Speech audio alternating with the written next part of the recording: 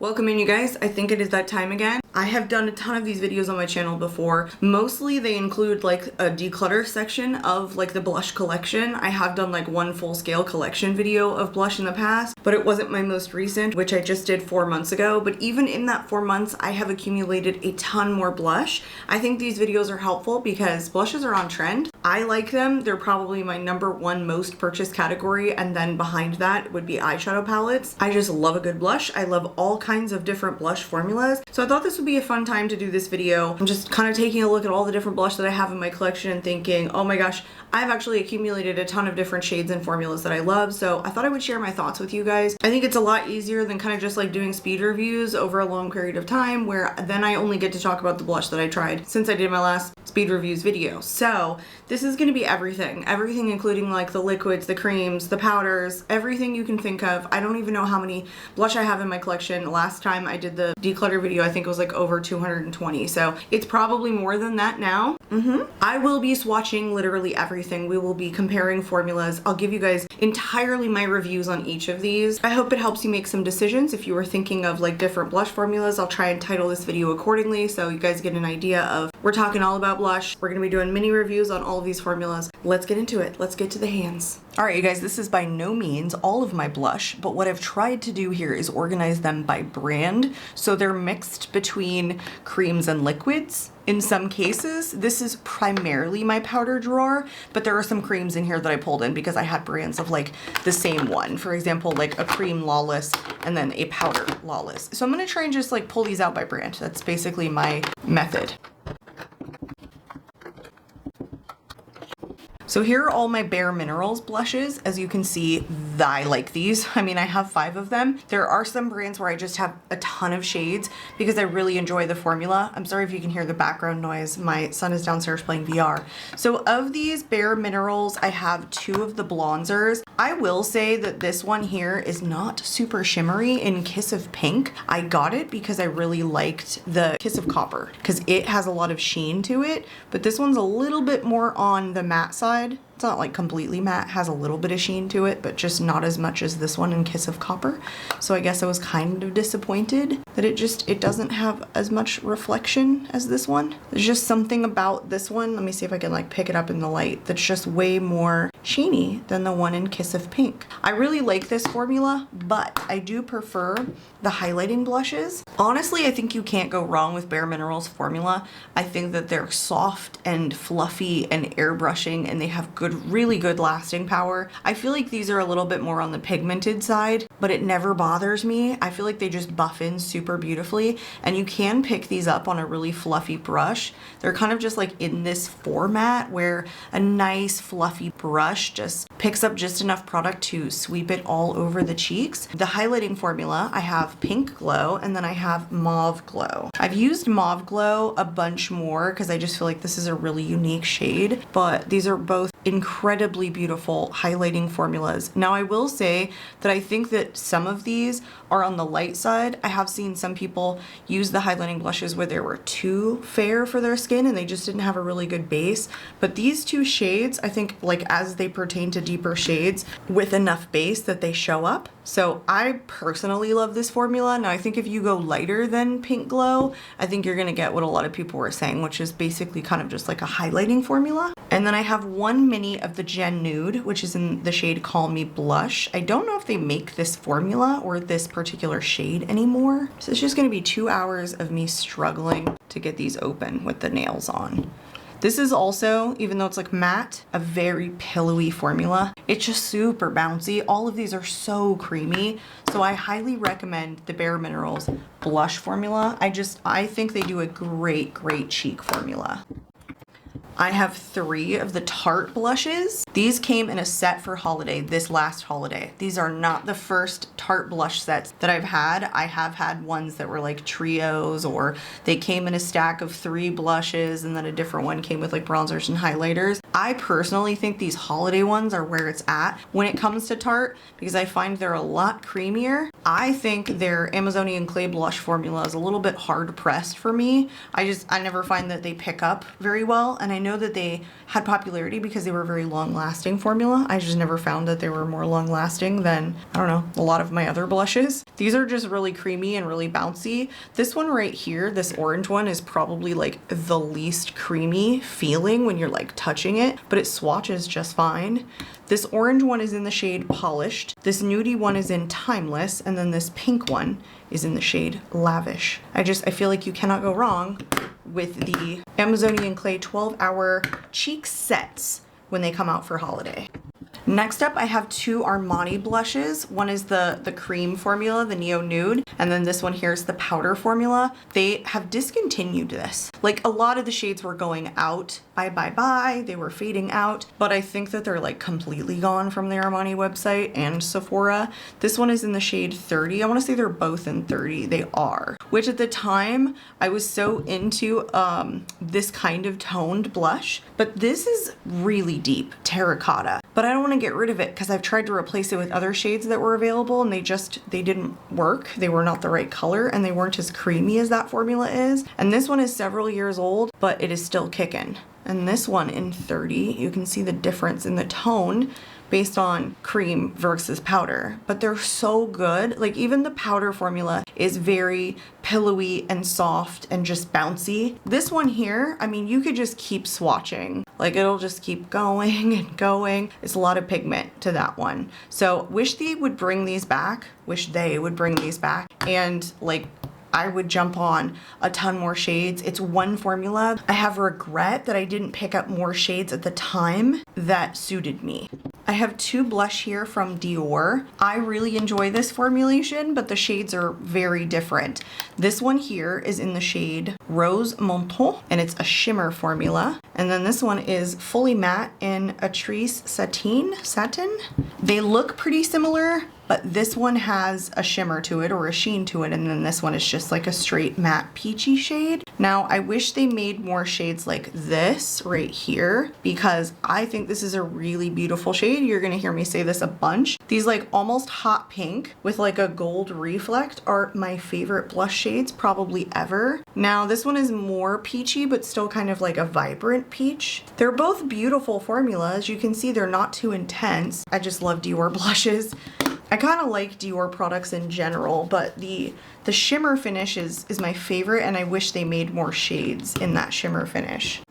Two blush here from Pat McGrath. I've held on to these, but I don't think that they're my favorite blush formula by any means. They're not up there at all. This one here is in a matte finish in Divine Rose, and these are called the Skin Fetish Divine Blush. It's a pretty mauve shade, and I think that's kind of why I've held on to it. And this one is Nude Venus 2 that I think was like part of a limited edition collection, and I don't think they have this one anymore. But I honestly prefer this one more, even though I think the shade is discontinued, is because it has a little bit of like satininess about it, where this one is like completely matte. So this one here in Divine Rose, and then this one in Nude Venus 2. Now, the sheen on the Nude Venus 2, I think is like so slight. It's barely even there, but it's definitely got like a hint of a sheen more so than this one. So honestly, I prefer the limited edition collection one. It's just kind of a simple formula, not overly pigmented. I just never got excited about these. There are so many other formulas on the market and in my collection and even drugstore that I think are quite frankly more remarkable than this. So this is not a formula that I personally would recommend to you guys as something that really stands out to me and something that you need. I mean, you don't need blush, but I mean, as far as your collection to enhance it. I have 4 of the House Labs blush, and I will not be parting with the 2 that have been discontinued because this is the reformulation, plus this is the new packaging, partly because I have 4 separate and very different shades, and I really enjoy these shades. I love these shades, but I really enjoy these shades from the old formulation, and I didn't pick up the new formulation in the same shades. Kind of specifically because I already had the shades and I didn't want to duplicate it. So I have Pomelo Peach, which is a light peach. I have Hibiscus Haze, which is one of my favorite pinky shades on me. It's just not like too pink. And then Fire Moon, which is like a terracotta. and then French Rosette. Now these two went into a chopping block because even this looks probably too deep for my skin tone. But then when I tested it, I was like, wow, this is actually an immensely flattering shade. I will say that I feel like the new formulation, even though it's a little bit newer, is maybe a little bit more bouncy. French Rosette, Fire Moon, Pomelo Peach, and Hibiscus Haze. There is just something so beautiful about Hibiscus Haze. It was probably one of my favorite like pink shades at the time when this launched, because I just don't get along with a ton of pink shades, or at the time I just wasn't wearing a ton of pink, and I thought that I would love the Pomelo Peach, but I quite enjoyed the Hibiscus Haze. So they're all very different on the cheeks. This is a much brighter shade in Fire Moon than Pomelo Peach when it gets to my cheeks. I think they look pretty similar, but this one is like more pigmented and more intense, and this is a much lighter shade here. But anyway, this one and this one very different. This even looks absolutely fabulous on me. Like, I really enjoy that Fire Moon shade way more than I thought I would. So even though it went into a chopping block, it ended up kind of being like one of my favorite and maybe more unique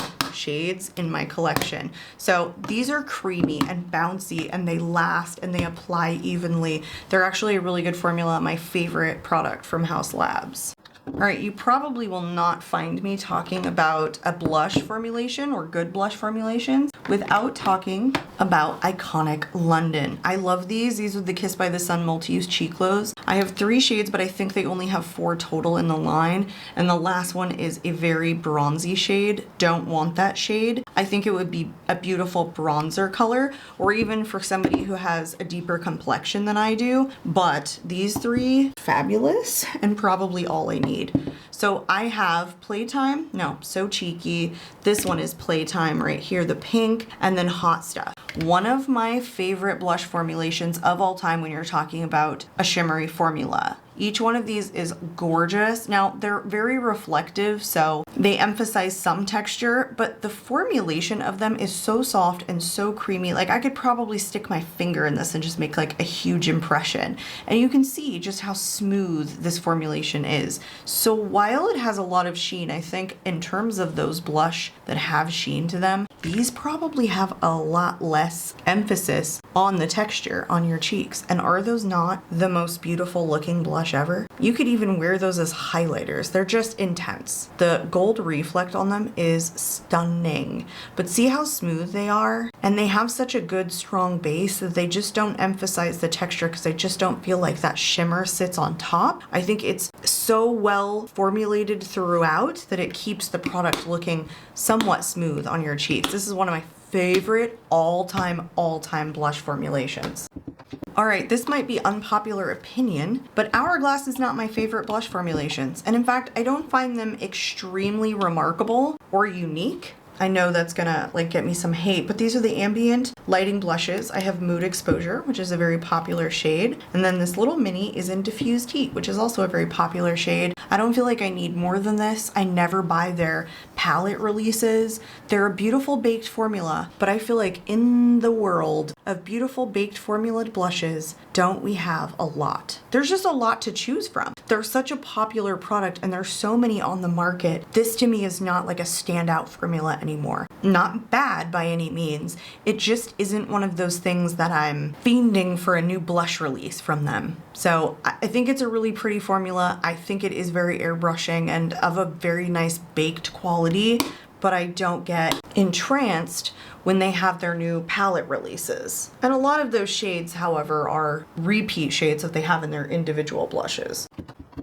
All right, another formulation that I have quite a bit of. I've got 4 of these blushes from RMS Beauty. These are called the Redimension Hydra Powder Blush. I have Crystal Slipper, which is kind of like a nude but terracotta shade. This one is in Bohemian Girl, which is a beautiful peach with like a gold on top. Then I have Cur Royale, which is a very deep, almost purple shade on me. And then French Rosé, which is a pinky shade. So I feel like quite a good range. They have many more shades in the line, and I would not mind getting more at all, but I feel like this is such a good arrangement for me. Like Bohemian Girl is absolutely stunning. It's again that kind of like hot pink with the gold on top. I mean, I can't really get enough of those shades. I love them. Love them, love them, love them. I feel like I've dipped into this one probably the most, which is funny that it's kind of like the most nude, most terracotta, and these are kind of very fun shades that have dimension, like maybe a little bit more dimension than this one, but I think it's the most flattering, most like neutral. It's a little warm, but like a little bit neutral on the cheeks, and it kind of goes with a lot of things, but they also have sheen to them. They're just like they say, I think they're like multi-dimensional blushes. They're just not like flat. They offer a little extra on the cheeks. Is the light picking that up? There you go. Oh, these are also good, and these are reusable packaging too. You can take these out,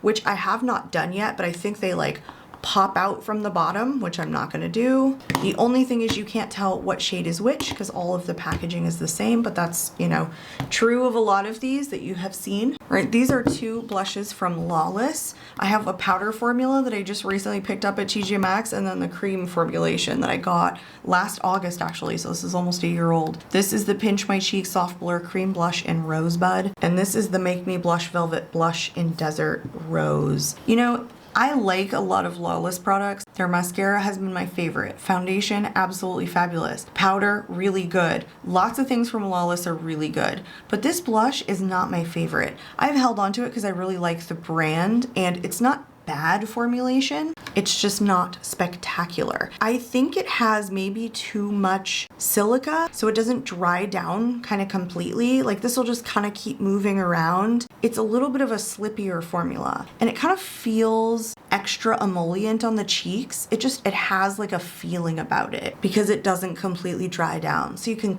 I don't know, you kind of sense it after the fact. It's just not my favorite formulation as far as like these maybe cream to powder formulations go. Now the powder is really fluffy and airy, and it looks deeper in the pan than it comes out on the cheeks. It really buffs in nicely. So it's a really good powder formula. I don't think anything to get super excited about. So I don't know.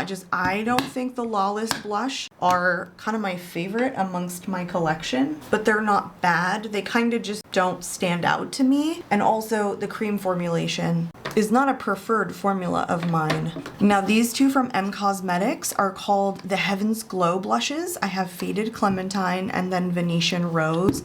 These at the time when I got them were some of the only blush that I had in my collection that were shimmery. Now I have obviously a ton, and a bunch more brands have come out with them, but they were so freaking good. I could not get enough of these blush. They're ultra pigmented, and they're like, I don't know if you saw my swatch, there's just like a lot of leftovers here. The thing is, I don't think they come out too intense on the cheeks. They just have this beautiful sheen and shimmer to them, and the pigment is super even, and they have great lasting power. It's a pretty simple formula, but it's pretty spectacular. And a lot of those blush that are like highlighting blushes, I use without highlighter. You just don't need them. They just give that glow to the cheeks that I think just looks so good.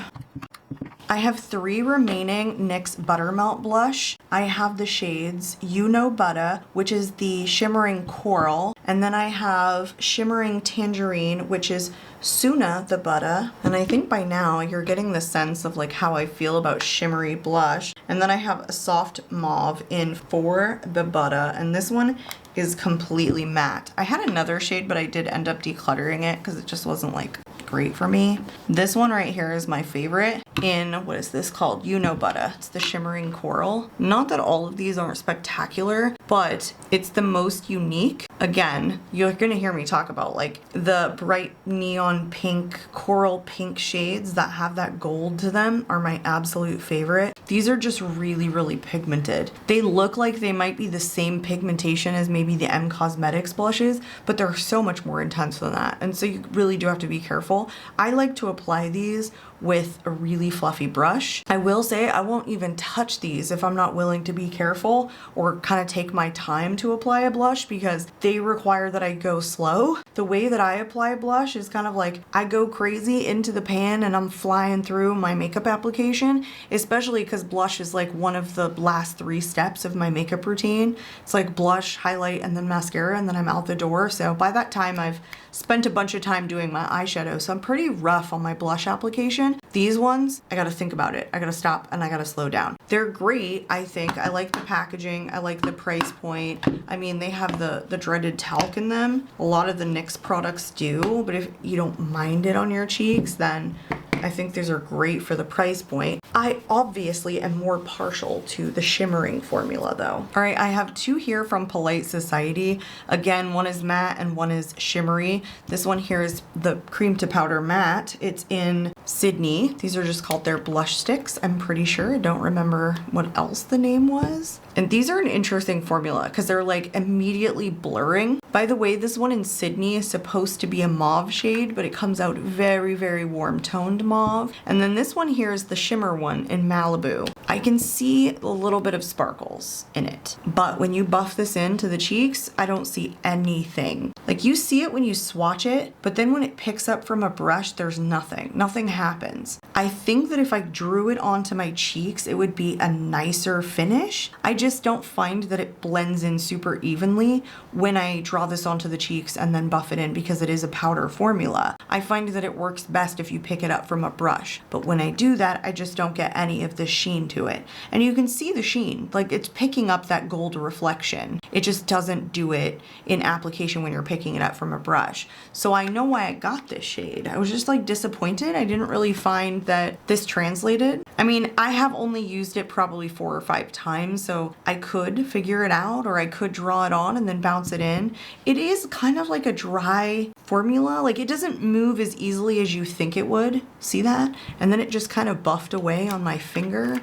So, you know, I feel like I'd have to keep building and keep building. So a lot of the times that I've tested it, or maybe all of the times that I've tested it, I've actually picked it up with a brush. Just don't love the way that I have tried to apply this shade on straight to the cheeks. It just didn't come out super well. So I don't know. I was a little disappointed in how this applied, although the swatch is gorgeous. But as far as I know, Malibu is the only shade extension that they had that was a shimmery finish. All right, I have 2 pure nude baked blushes from Essence. They look really similar, but they are different. This one here is the peach shade, Pretty Peach, and then this one is Shimmering Rose. Both of these are fine. I would get other shades. I hated on these a lot when they first released because they were super, super light.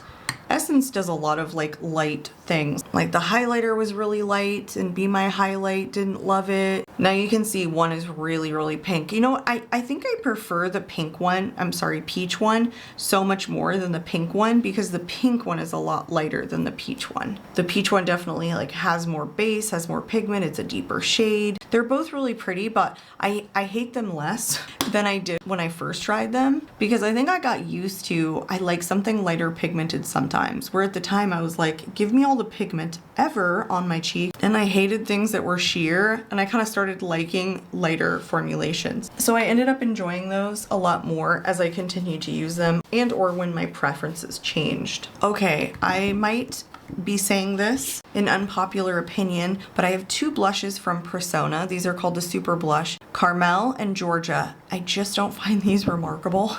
I don't. You know, they're pretty high price point for a very small bit of packaging. The packaging itself is kind of cheap, and they're a matte powder blush formula. The end. They're not bad. They're just not, I don't know. They're not, look at them. They're falling apart. This one got really intense. This one was falling apart. Even this peach one is falling apart. I mean, they're pretty. I mean, I can't deny that they're not like super creamy, super soft. I don't know what else I was expecting when I bought these. Probably more for the money is where I think I'm at. Like there are a bunch of other formulations that I've swatched so far that I would say, I would rather I'd spent my money on a different blush for the price point. Again, not terrible by any means, just it's probably not a favorite standout formula in my collection. I have 3 of the Soft Pinch highlighting blushes from Rare Beauty left. I had all 5 or 6. One came broken, Joy, and then the 2 other ones I decluttered. So maybe it was 5. I really can't remember how many came out in this line, but I think these are spectacular again because I love a shimmery blush. And I don't care that it emphasizes texture. It's my texture. You know, when people say that, like, oh God, it emphasizes so much texture, as long as it's not like an entire base product that's sitting all over my face, texturizing everything, nose, cheeks, chin, forehead, and it's only texturizing the cheeks, I don't mind it personally. I really don't. As long as it's beautiful and it's glistening and it's making everybody stare at my cheeks because I'm highlighted to the sky. And I'm really sad that Joy broke because Joy was beautiful. So I have Hope here. It looks kind of multi-dimensional. It's more of like a pink shade, but you know, in some lights it's like peach, or vice versa. It's a peach shade that looks pink in certain lights. This one in Cheer is the lightest peach, and then this one is in Happy, which is probably my favorite because again, it's kind of that like hot pink shade that has that gold reflect. They all kind of have like a gold reflect to them. These ones, I will say, don't pack as much base. They're more highlight than they are blush, but I don't mind it whatsoever. They're a really soft formulation. You know, they kind of remind me on the finish, but less pigmented than the iconic London multi-use cheek glows, the Kiss by the Sun ones. And they're maybe a little bit more like silver, whereas the iconic London is definitely like more gold in their reflect, if you can kind of see that. It's a little bit on the icier side. I don't mind these at all. I think these are fabulous. They have 3 shades that are deeper than these. These would be the 3 lightest shades, I would say. Joy is actually a little bit of a deep orange shade, but I thought it was the most beautiful because I love orangey shades. I like pink shades a lot lately, but I still love orangey shades, even though I've gotten away from them. All right, I have 2 Lumi Radiant Blushes from AOA Studio. These blushes were all of like $1.50. I have Golden Apricot, and then I have So Close. So the apricot is more orange, and then this one is just more pink. Don't even bother buying these if you don't like texture. These are metallic. They're thick. They emphasize a shit ton of texture. They are the most metallic blushes I have in my entire collection. They're not even like blush. They're basically like a dense, super pigmented highlighter. Do you see that? So they emphasize all the texture in the world. They're so gorgeous though. They're super intensely pigmented, but if you like that, then they're fabulous, and they're so freaking cheap. I got them on Shop Miss A. Not for the faint of heart though. 2 Gucci blushes here are the last in this container, and then we'll move on. I have Bright Coral, which I got later, and then this one I got first in Pink Beige, Rosy Beige. Oh, I almost got it right. These are gorgeous. These are gorgeous. This is a really stunning, like kind of sheeny formula that is luxury, and it's just like, look how airbrushed. Again, a formula I don't think you can go too heavy with. I really don't. I don't think you could apply too much product. The sheen is so minimal. What are these called? Blush Debutante Cheek and Eye Powder Luminous Matte. That's what I was thinking of. I mean, I guess they're kind of luminous. Not terribly so, but they're not flat either. These were pretty popular for a good reason. You can go ham with these. The packaging is very cute. They came out with a decent array of shades, number of shades too. Yeah, it just looks airbrushed on the cheeks. So I don't think you can go wrong with those. They're just pretty expensive for such little product, but they don't have any fragrance in them, which Gucci does a lot, like especially in the lip products I find. So anytime a luxury brand leaves out the fragrance, more points. One more bin here. This again has a mixture of creams and powders. I just tried again to group them by brand or like products, whereas like there's some Asian beauty in here, so we'll go over those like all together. But yeah, again, it's just a mixture of cream and powder. I don't have any of my liquids in here. There's still a ton more to go, so I'm gonna set this aside.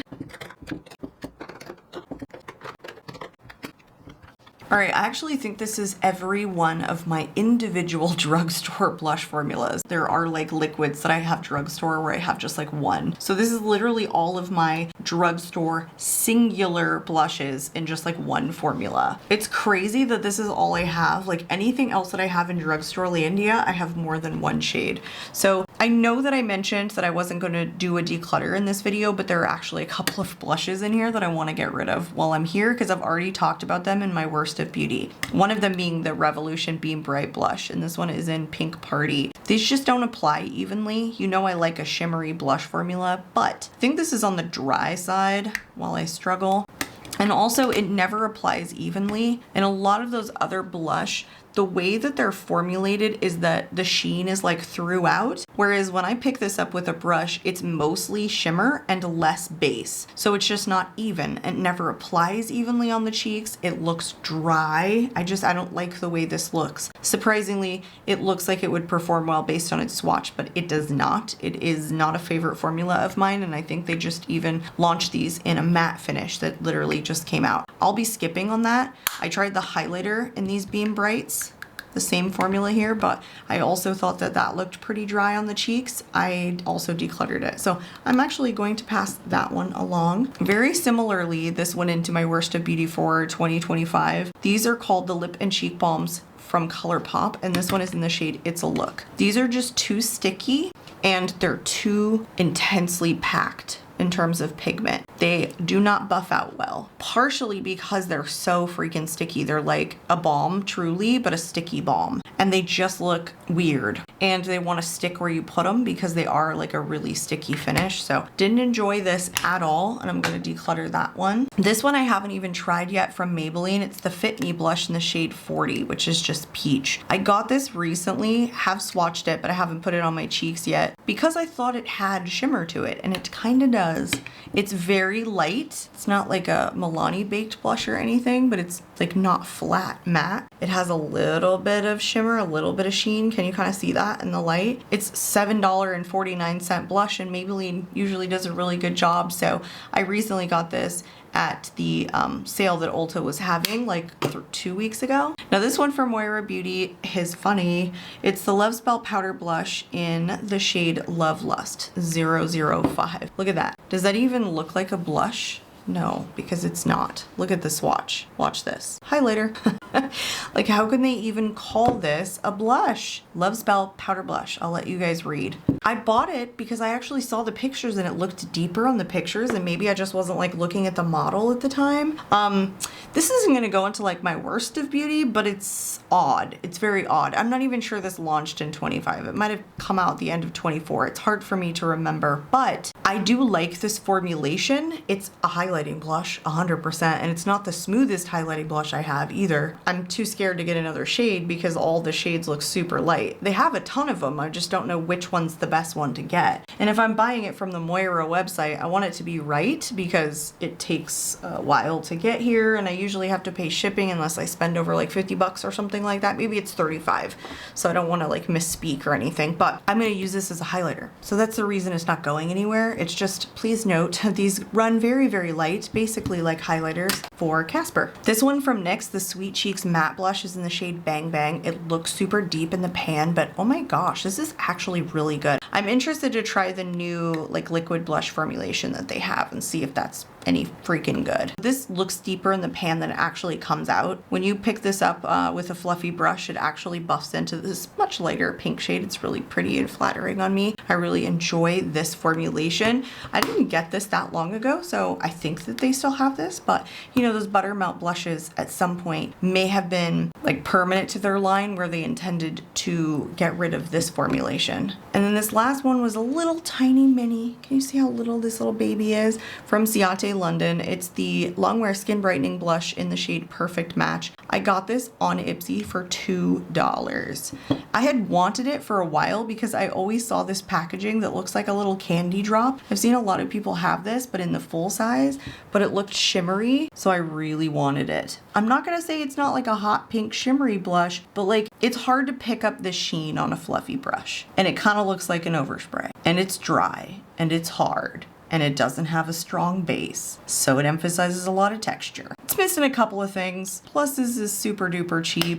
I mean, it was $2, so I actually do want to hold on to it, but you can see where my feelings are with this. Here's the 3 blush that I have from the Sephora collection, and all of these just came out recently. I did put one of these blush in my worst of beauty for 2025. These are the colorful blushes, but they're the ones that they call glaze finish. I have had like just the matte ones before, but I don't know, they weren't my favorite, so I did declutter them over the years. This one is in Morning Blaze, and then this one is in Pink Sunset. They're very beautiful, but they're they're like a thicker, creamy formula, so they feel kind of thick. They're not very smooth. This particular shade right here is absolutely stunning. Very similar to the other ones that I've told you guys that like I really enjoy just color-wise, but this one just doesn't have any base to it. This is stunning and shows up, and look at it. But see how it's like a little bit of a thicker texture? It's just not as like thin as some of the other ones. But this one, while it swatches okay, you cannot pick it up on a brush to get it to show up on you at all. Like this is about as deep as it gets, and that's good. Like I could wear a blush like this. It just honestly does not even like show up this deep on my skin tone, and it's basically a highlighter. So that's like how I was wearing it, was as a highlighter, but I don't need it as a highlighter. I bought this to be a blush and I just don't care for it enough to keep it as a highlighter, kind of the way that I did with the Moira. So this one I'm gonna pass along because I already talked about it. I don't want to hold on to it. This one though, look at that. It's the hot pink with the gold. This one has like way more gold reflect than a lot of the other shimmery ones that are hot pink with gold. So that one for sure stays. Now this one is brand new to me. I mean, they're all brand new, but I have not even finished testing this one. This one is the blush trio. It's called Multi-Texture Blush Trio, and this one is in Sunset Chaser. I really don't like these. They only come in 4 shades anyway. They're not a super extensive shade range.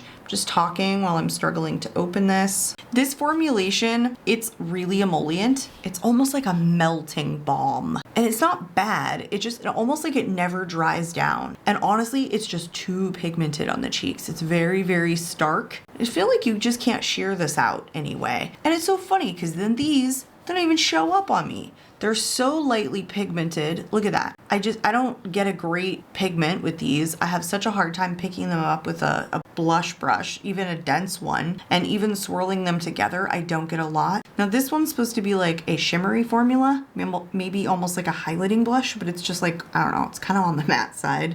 There's not a lot. And then this one is just pure matte. So really not pigmented. And then this formulation, honestly, just never dries down. Look at it. Never ever dries down. I'm not like a huge fan of this overall. This one I can like tolerate, but these two don't show up, so they're kind of useless. So I do not recommend this formulation from them at all. Let's move on to Asian beauty products that I have like singularly.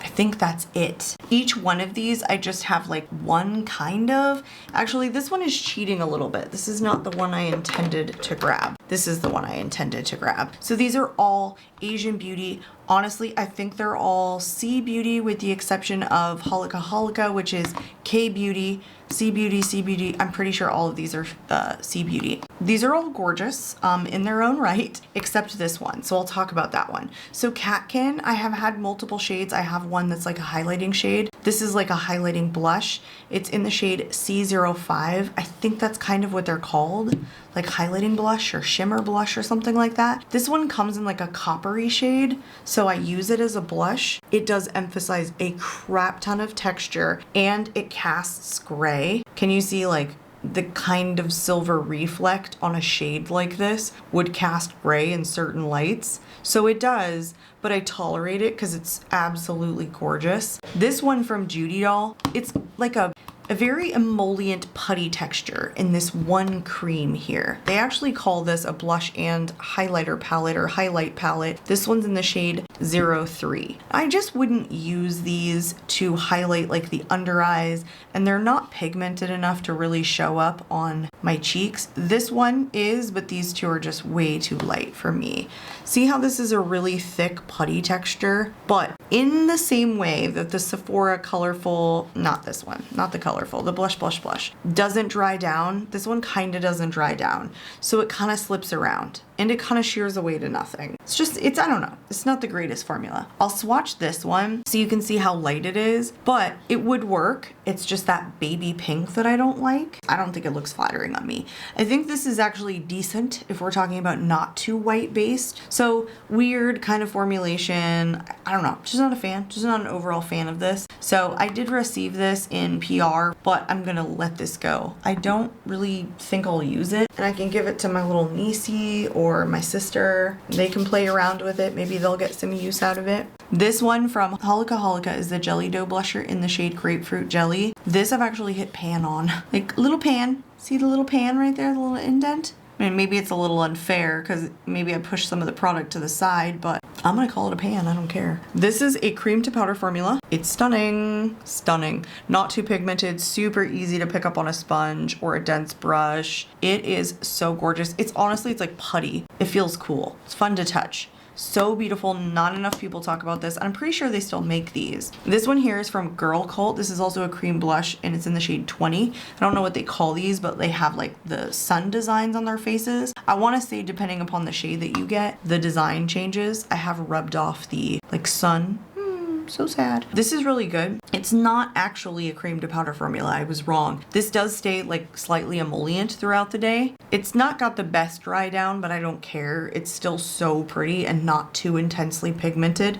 Very, very easy to apply. Also got that in PR from C Beauty Mall, and I think I picked this one. So I really enjoy this. I think I also got this in PR. I'm having a hard time remembering now. It's the Fenty blush in the shade 03.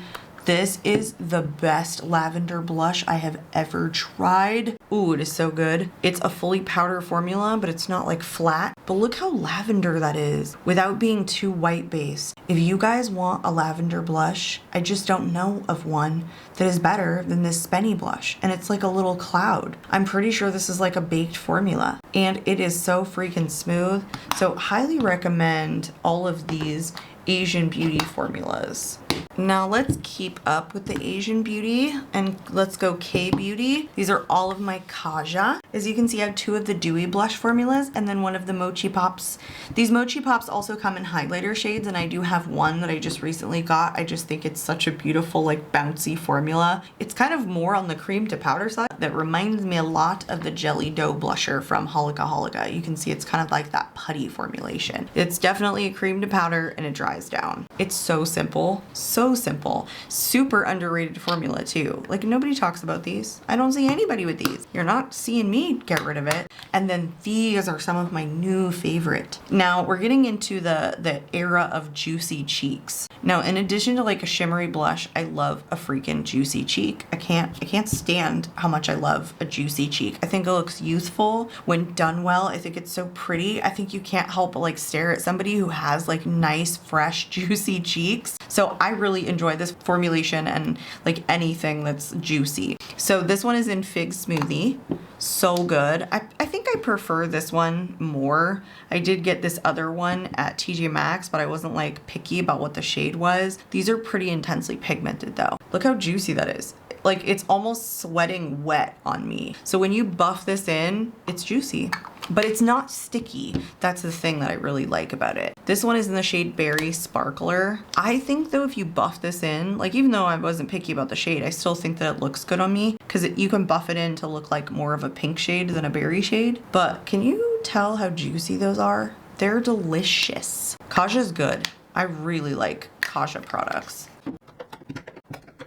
All right, here we go again with, these are different formulas and like different finishes and different products, but they're all from Laura Mercier. I've gone back like so many different times, started with one, went for another, went for another. Maybe somewhere I got this one and I just recently picked this one up, which is arguably not a blush. I mean, not arguably, it is not a blush, but I use it that way. So these are their blush color infusions. I'm gonna move these aside, and they're a matte finish. I had one other one, and I'm so sorry that I got rid of it. It was in Coeur Royale, and it was purple. And at the time, I just wasn't into purple blush. Now, I couldn't get enough purple blush. I have Rosé, and then I have Chai. Chai is like arguably one of my most neutral shades. It's warm. I should say not neutral, but nude. Most nude shade in my collection, and not too pigmented either. See it?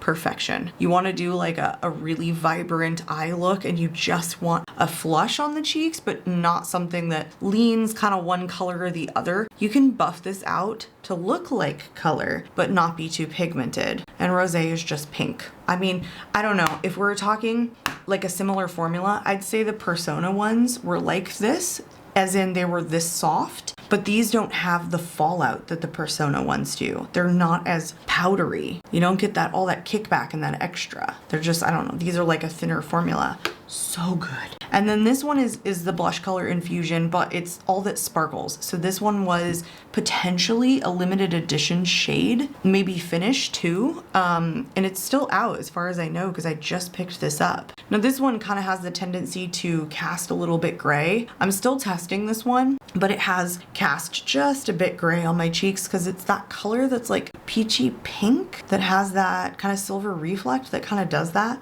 But I don't regret it. I mean, I love a shimmery blush. You've seen me now say that, and I love the formulation so much. This one is a discontinued product. It's the Cream Cheek color in the shade Praline. This is totally discontinued. Formula, shade, gone. I mean, it's gonna go bad on me pretty soon. I can kind of see it separating from the side, I think. Still smells good. I'm sorry. So good. This is a really warm shade, but the formula is just stunning. I'm sorry. Laura Mercier does a really good blush formulation in my personal opinion. Also, maybe just cheek formula in general. The new bronzer was really good. Maybe a little bit deep, but then I did get shade 02. Now this is a highlighter.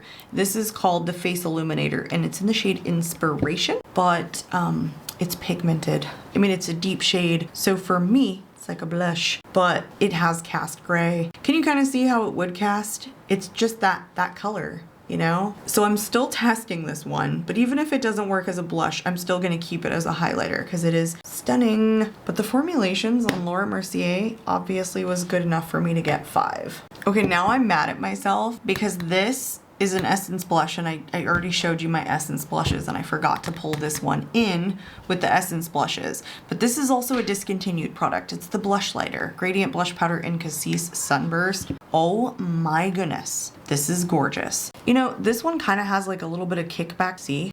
Too, but it is so freaking shimmery and stunning. So I thought about getting rid of this once upon a time and then realized absolutely not. This is what a lot of blush companies are doing now, which is this kind of like shade and finish. So I'm appreciating this more much later than it released. I wish they would bring that back. Like, I understand that they gave us the baked blushes, but I don't know. I mean, I kind of enjoy this more. Here are the 3 Milani blush that I have, the baked powder blush. I recently just picked up Berry Amore. I have Dolce Pink and then the famous Luminoso. My lettering has come off because I've had this a really long time, actually, many years. I'm not going to tell you how many, but a lot. This one is brand new. I think I've worn it once. These are good. I don't know that I think that they deserve like all the crazy hype that they got. I was wearing Luminoso before I even started watching YouTube, and I thought it was a decent blush. There's so many more on the market now. There's Luminoso. I don't know that this knocks my socks off the way that it once did. If anything, Dolce Pink is the best because it's hot pink with the gold. Yikes. This one from Berry Amore, can you see how much more matte this is than the other 2, Luminoso and Dolce Pink? So honestly, I don't think all the shades are identically shimmery. I mean, this one almost is sparkly in Dolce Pink, whereas this one just has sheen and this one looks matte. They're like different. I don't know why, but they are. Maybe that was the intention. I don't know, but I mean, honestly, I would prefer that they were all shimmery. I hadn't realized that Berry Amore wasn't, or at least that it didn't pull that way. All right, these are pretty new to me, the Morphe Trios. These are called the Cheek Thrills Multi-Finish Face Trios. I have Beach Bonfire, and then I have Blind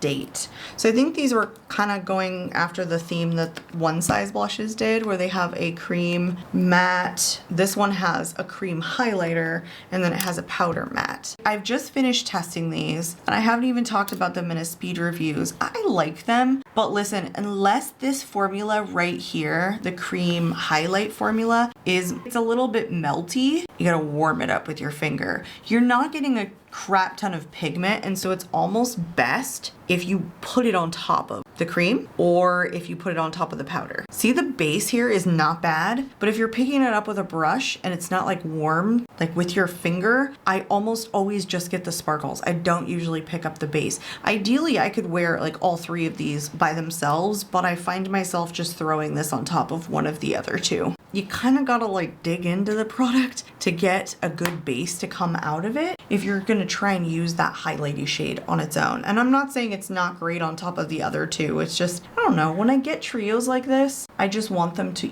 work individually. Although this is not a very expensive product, so it's not like a huge bummer. But yeah, I mean, I would almost prefer to apply these with my finger in terms of like the highlighting formula. Ooh, that is so good. I don't know if you can see that. The sparkle, like the gold sparkle and the two highlighting ones. It is really nice. I don't know that I've gone goo goo gaga over it. And I don't like the extra work that I have to put into it. Darn it, I did it again. I have another Kbeauty from Color Rose. The Baroque Angel Rose Garden Series blush in the shade 1068. I meant to bring this in with my single Asian beauty. This is Kbeauty. This was from Kbeauty Mall. This is really pretty. It's simple, it's soft, it's bouncy, and it's pretty. Just peach. It's kind of a matte, but it's not flat. I thought it had a lot more shimmer to it, but it's just kind of like not flat, basically. I don't know, it's like one of the only gradient blushes that I like because you're not really like picking up the gradient down here, like the lighter bit. You're kind of picking up a lot of the, like the head and the bust. And so I get an even application.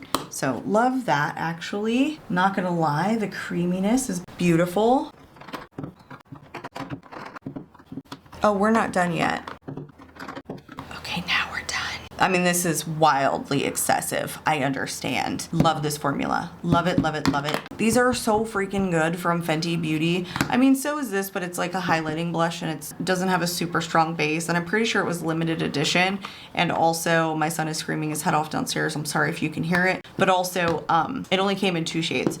But these are spectacular. The thing is, I know that there are shades that they make that they don't sell. Oh my gosh, what was I thinking? Look at...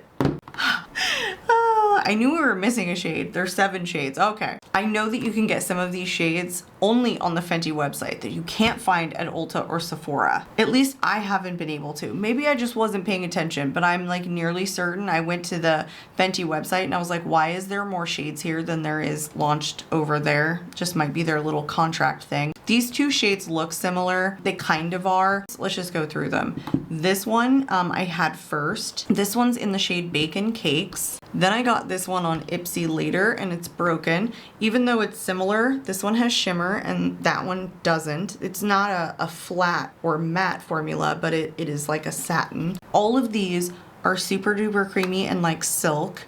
Petal Poppin' I also got first. This one is one that I haven't been able to find anywhere other than the website in Just a Crush. So let me swatch these for you. Let me just do these ones first anyway. So here's Bacon Cakes. Here is Tahiti Teas, which you can see has shimmer and the other one does not. This one right here is in Petal Poppin'. So good. That one has sheen and so does this one. And this one is in Just a Crush. Can you see how like remarkably smooth these all are? Like look at the light just catch them. I can't. I love these so freaking much. Now a lot of these I did pick up at TJ Maxx. Just this one that broke I got on Ipsy for $10 or something like that. And these were like $14.99 that I got from TJ Maxx. We've got Riri, we've got Tutu Turnt, and then What a Brat. Now, What a Brat has straight up sparkles in it. So you guys have told me, like, don't try What a Brat, but I did anyway. All right, here is Riri. Let me get my arm in. Here is Tutu Turnt, and then this is What a Brat. Oh, stop it. Now, What a Brat is sparkly. These last a long time. They're silky smooth. They're just super lightweight, and they airbrush to the cheeks really nicely. And the fact that I liked this formula so much and was able to get them so cheap because they were going to TJ Maxx and Marshalls and on Ipsy, so they seem like they're being discounted everywhere. I don't know what that is about, but I was like, well, if they're discounted, you know how I feel about a discount. And then this one here, I think is just called the highlighting blush, Hot Cheeks Velour Blush Letter in Fresh Peach.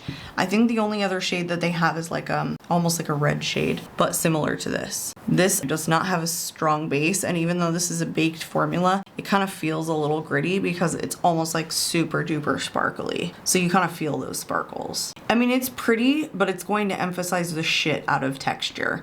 But you guys know how I feel about that. Like, I honestly do not mind if it emphasizes texture. I mean, you're still looking at my cheeks. My cheeks are textured. I don't like try and walk around pretending I don't have texture on my face. All right, I have two blushes from Kbeauty that I'm still testing. I have wanted these because they're so beautiful, like both in the gradient and then like in the pan embossing, but I'm not sure that I love them in application. The soft gradient blushes, the peach one is in cheeky and then the berry one is in flushed. Part of the problem is that they just don't apply super evenly on the cheeks, which I even said to you with the other gradient blush, or I kind of mentioned that gradient blushes are not necessarily my favorite. I think they're pretty pigmented. Well, this one is really pigmented, and unless you're grabbing the other shade, it's a little bit too deep for me. I mean, they're pretty pigmented. And then this one's maybe too light. I don't know, I didn't love them. And then I was like trying to swirl this in with the other one was really difficult to do. And then it was kind of white, not necessarily like pink. It looked like berry with white on top. I don't know.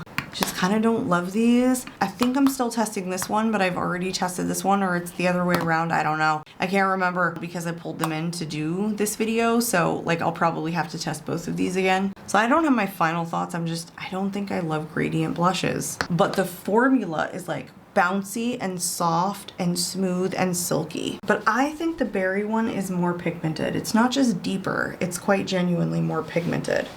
All right, these are stunning from Catrice. They're a little bit of a different formula each. These are called the Cheek Lover blushes, but this one is the oil infused blush, and then this one is the marbled blush. They're gorgeous, but this one is that hot pink with the gold reflect on it. This one is in the shade Dahlia Blossom. I got this for like, $3.99 at TJ Maxx recently. So I'm not even sure if this formula is still made entirely.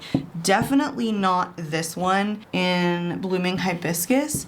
It's just not a shade that I've been able to find again since I bought it from their website like 2 years ago probably. But again, when you're talking hot pink with gold, stop it right now. And then this one, bright ass pink. Really pretty though. Again, not like the same shimmer as this one, but it's like a satin. It's just not flat. That's how I feel about it. Just not flat on the cheeks. These are such a good formula. They are like super evenly pigmented. They're just not too intense and they give dimension to the cheeks. So good. All right, this is the first time I've said this, but this is an underrated formula. These are the KVD Good Apple Balm Duos, and I have the Color Stories Nymphs Grove and then Secret Thicket. They have different shades depending upon like which side. You can see Hollowed Apple, Hidden Apple, Cryptic Apple, and Mythic Apple, but it's in Color Stories 70 and 10. So these look super intensely pigmented and deep, but they work. The only one that doesn't work is this one. It's a little bit too intense for me, but these surprisingly so gorgeous. Now these are they're like a moussey texture, but they just buff in so nicely. You don't even need like a ton of product. Like see how they pick up on the fingers? They buff out so well with a brush. I'm telling you, they look intense. You don't even need that much. You definitely don't need to pick these up with a finger. You need to pick them up with a fluffy brush. That's really the best way to get them onto the cheeks. And boy, they apply evenly. They take a second to dry though. So I always have to wait after I apply these to put on like another product, whether it be like a highlighter over top or something else, because it'll like stick to it and it won't look good. But they're so stunning when they buff out. Like I can't even explain why they're so good in application. I just got like so much up here, but they look so intense when you're like here playing with them with a finger. They look airbrushed. You pick them up with a fluffy brush. I'm telling you, the way that these pounce into the cheeks, your cheek, it never looks stark. It always looks like, I'm literally getting this everywhere, but it always looks like the edges look great and diffused. Now, even though they take a second to dry down, they still last on the cheeks all day. They do not budge. Now this one I got because of the purple shade in here, because I love purples and I think it's, look at the staining. And I think it's really difficult to find like a decent purple blush that doesn't turn pink on me. And this is one of the few that doesn't. Now this side though, like this deep berry is just too intense. Look at that purple.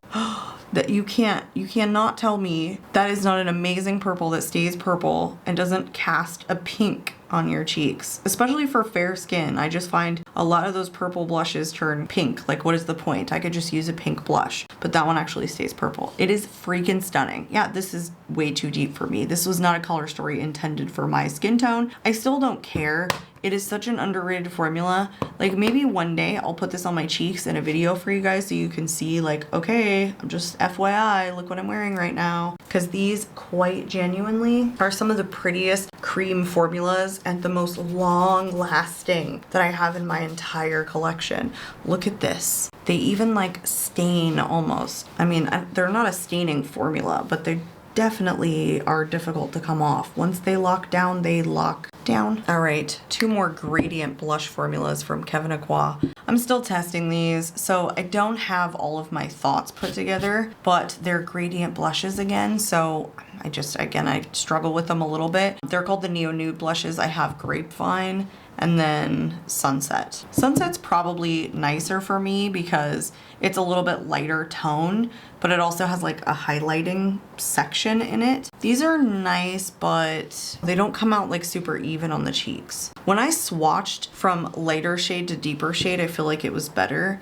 And this one, I mean, they're so intensely pigmented. I feel like you do have to go light to deep. You don't want to go deep to light. You know, depending upon how you're picking it up with your brush, sometimes I just don't get the most even application. So I'm not sure how I feel about gradient blushes. And honestly, this one, I think it's made for a deeper skin tone. I find it comes out like a little bit too deep and not flattering on my cheeks. All right, here's a drugstore formula that went into my worst of beauty for 2025. These are the Revlon Glimmer blush drops. I have, this is like Coralicious, and then this one is Field of Roses. You know, they're too stark. Like, I get that they were intended to be a glimmery formula, but they're too intensely pigmented and they're too stark looking. Like, you don't even need that much. That's it. That's all I want to put on. Field of Roses and then Coralicious. Like, if you put too much on, you're gonna be working so hard to go backwards. They're too intense. I might not even have swatched like enough to kind of show you, but oh, they're done. They're dry. You can't move them now.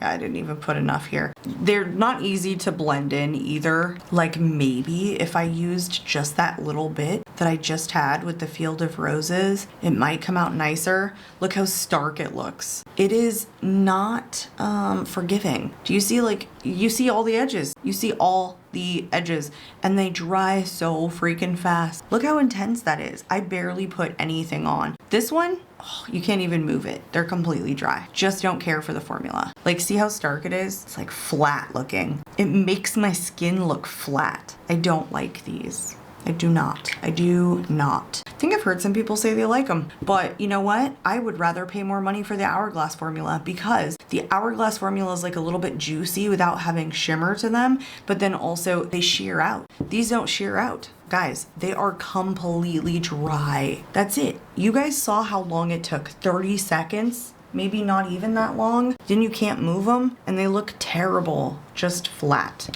So actually I'm gonna declutter these. Bye. All right, if you cannot tell, I absolutely love this formula. I don't know if they're discontinuing these or what, but they were heavily discounted on their website and there wasn't even that many shades left. And then I found 2 shades at TJ Maxx. That usually means that something's going on. But these are an older formulation. They, I think, don't get enough hype for how freaking good they are. In a sea of blushes, these are still amazing. They came out many years before cream blushes, I feel like, were super popular. 2019, I think, is when they came out. So, you know, it could have even been before that, but like that was not the time when cream blushes were a thing like the way that they are now. These are called the cream blush lights. I have 2 shimmery ones that I recently picked up in NYX, which I don't find on their website anymore. And then what's the other shimmery one? This one in Polished. They have sheen to them.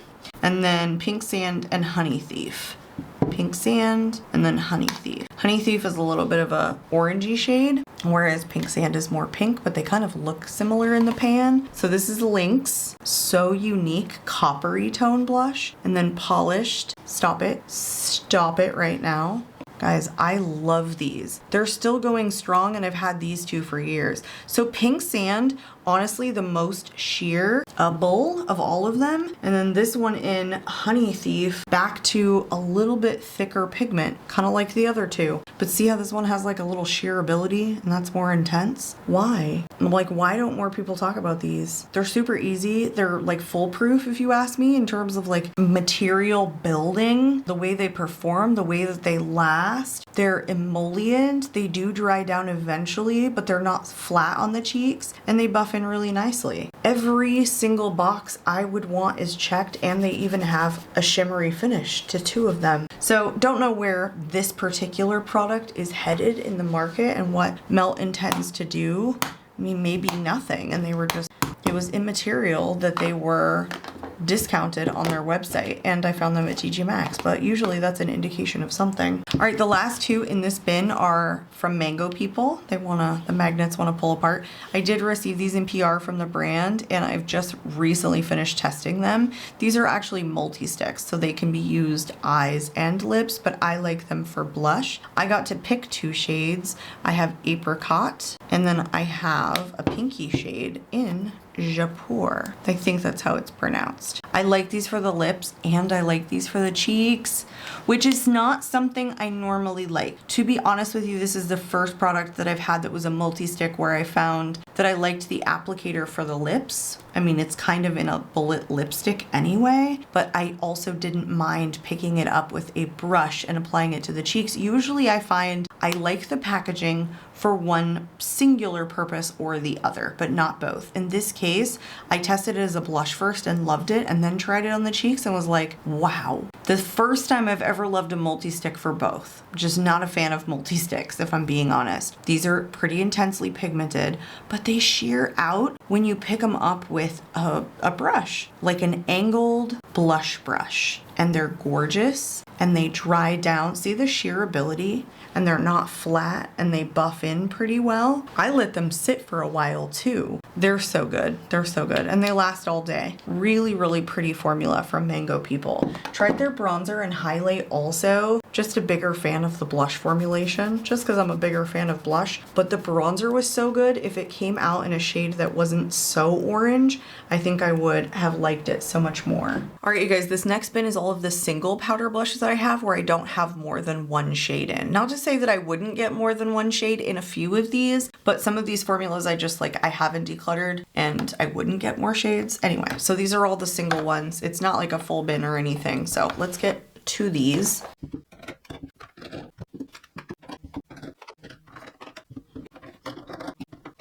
All right, you guys, this is the first set here. Just a hodgepodge of different blush. They're all really good though.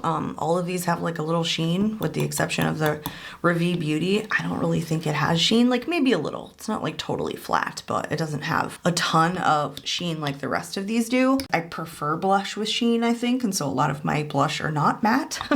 Let's do the Laura Geller one. These are fabulous and they're now at Ulta. Not as many shades are at Ulta, I'm pretty sure, as is on her website. And usually she has amazing sales on her website that I don't think will probably change, but these are the Baked Blush and Brighten in Down to Earth, and this one is the satin finish. So of the like 30 shades, and I'm exaggerating, that she has on her website, not all of them are the satin finish. Some of them are matte, but I really prefer this satin finish, if I can show you ever. I mean, I appreciate that these are nice and locked down, so the product will last, but boy. All right, this is absolutely a fabulous shade too, like a mauve shade. I don't know if you can see the sheen, but I'll try and like show you like the light reflection. It's like kind of like a silver. It's so beautiful. This does emphasize like quite a bit of texture. Now let me show you the Fenty Beauty kind of next to it so you can see. I think it's a similar kind of formula. Like they're both marbled here, but this one you can see is just a lot more matte compared to the one from Laura Geller that has a ton more light reflection. My voice sounds like I'm tired.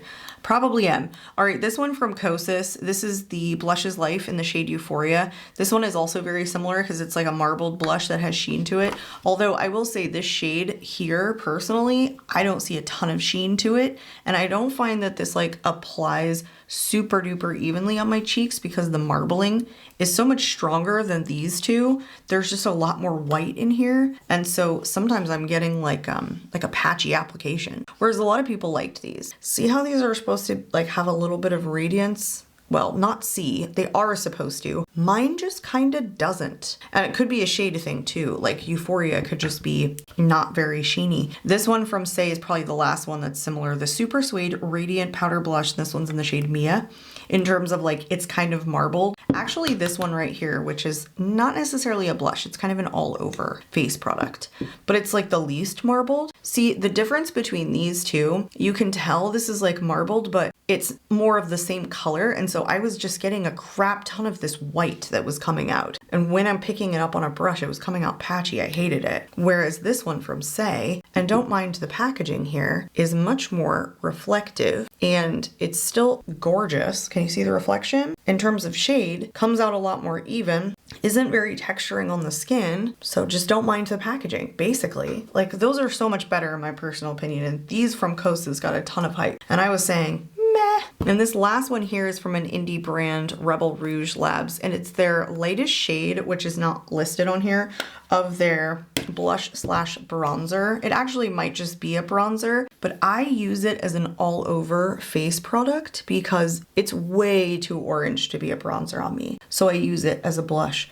But you see that sheen? Oh, so good. I didn't even realize like these were my marbled blushes. Like I've never had them all together in one place before. So it's kind of interesting to like see that this like, it could be a category kind of all on its own. All right, and these last two, the ColourPop doesn't even make the shade anymore, and they don't make this finish very often. It's the Super Shock Cheek and the Pearlized finish, and this is in a shade No Way. This has been discontinued. These are immensely creamier than the ones that don't have sheen to them. So I don't know why they got rid of the pearlized finish. Maybe just too much texture, just weren't like super popular. But I say if they brought these back in a ton of shades, like a lot of people would probably enjoy them more now than when they originally launched. Again, No Way, I can't find the No Way shade anymore, but that is absolutely beautiful. I've had the matte finishes and I've talked about them on my channel, but they're just not as creamy as this particular formulation. The one that I had, or maybe the two that I had in the matte finish, totally dried out, whereas this one is still creamy and way older than those other two. This is the last one that I held on from Buxom in the Wanderlust Primer Infused Blushes in the shade Dolly.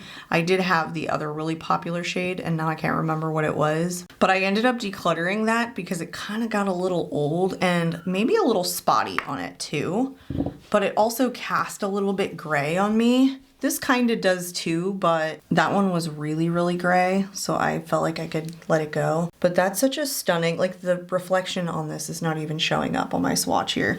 This is really reflective on the cheeks. When you buff that into the cheeks, can I get it to show up like at all? I don't know. It's kind of not showing. Anyway, this is a really good formulation. Still really relevant in my personal opinion. So I would say that it's underrated because it's older and so not intensely talked about, and therefore it's not like in the forefront of a lot of people's minds and eyes.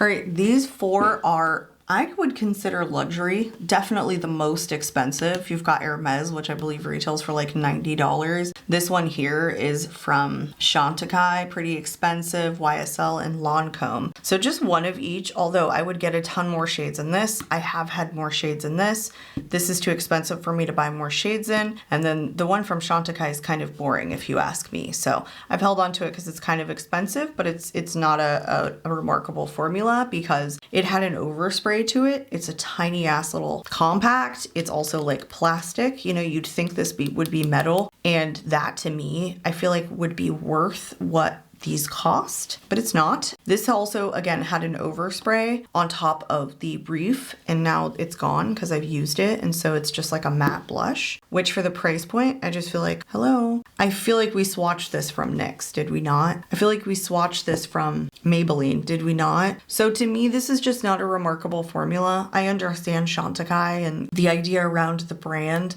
but I would have liked to have seen this like be metal, be like a really significant package for this price point. Now, the other shades that I've had in these Lancome Blush Subtils, they weren't the like shimmer finish, and I know that they've reformulated or at least done shade extensions, but I don't really like the shade extensions because none of them are like Blushing Tresor, which is that hot pink with the gold reflect.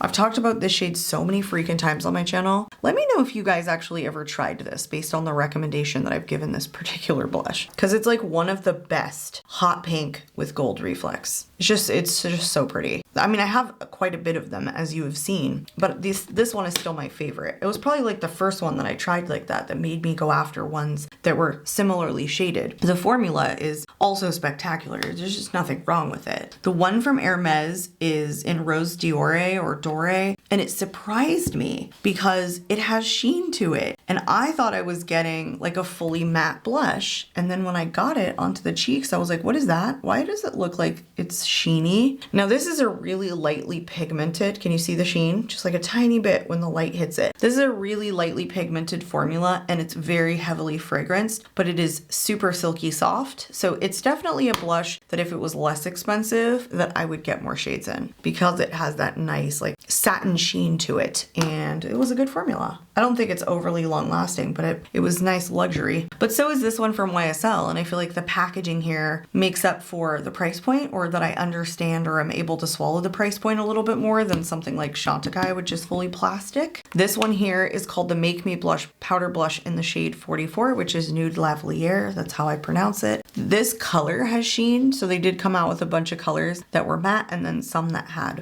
that like sheen to it, shimmer. Radiant finish is what I think they call. So freaking pretty. A little bit more pigmented than like say the Gucci that's like a luminous matte, or even the Hermes. There's a lot more metallic to it. So good though, right up my alley. I most definitely will end up getting another YSL blush. If I love a formula, I will go back for it. This one again, I did have two at one point, but that shade was just too light for me.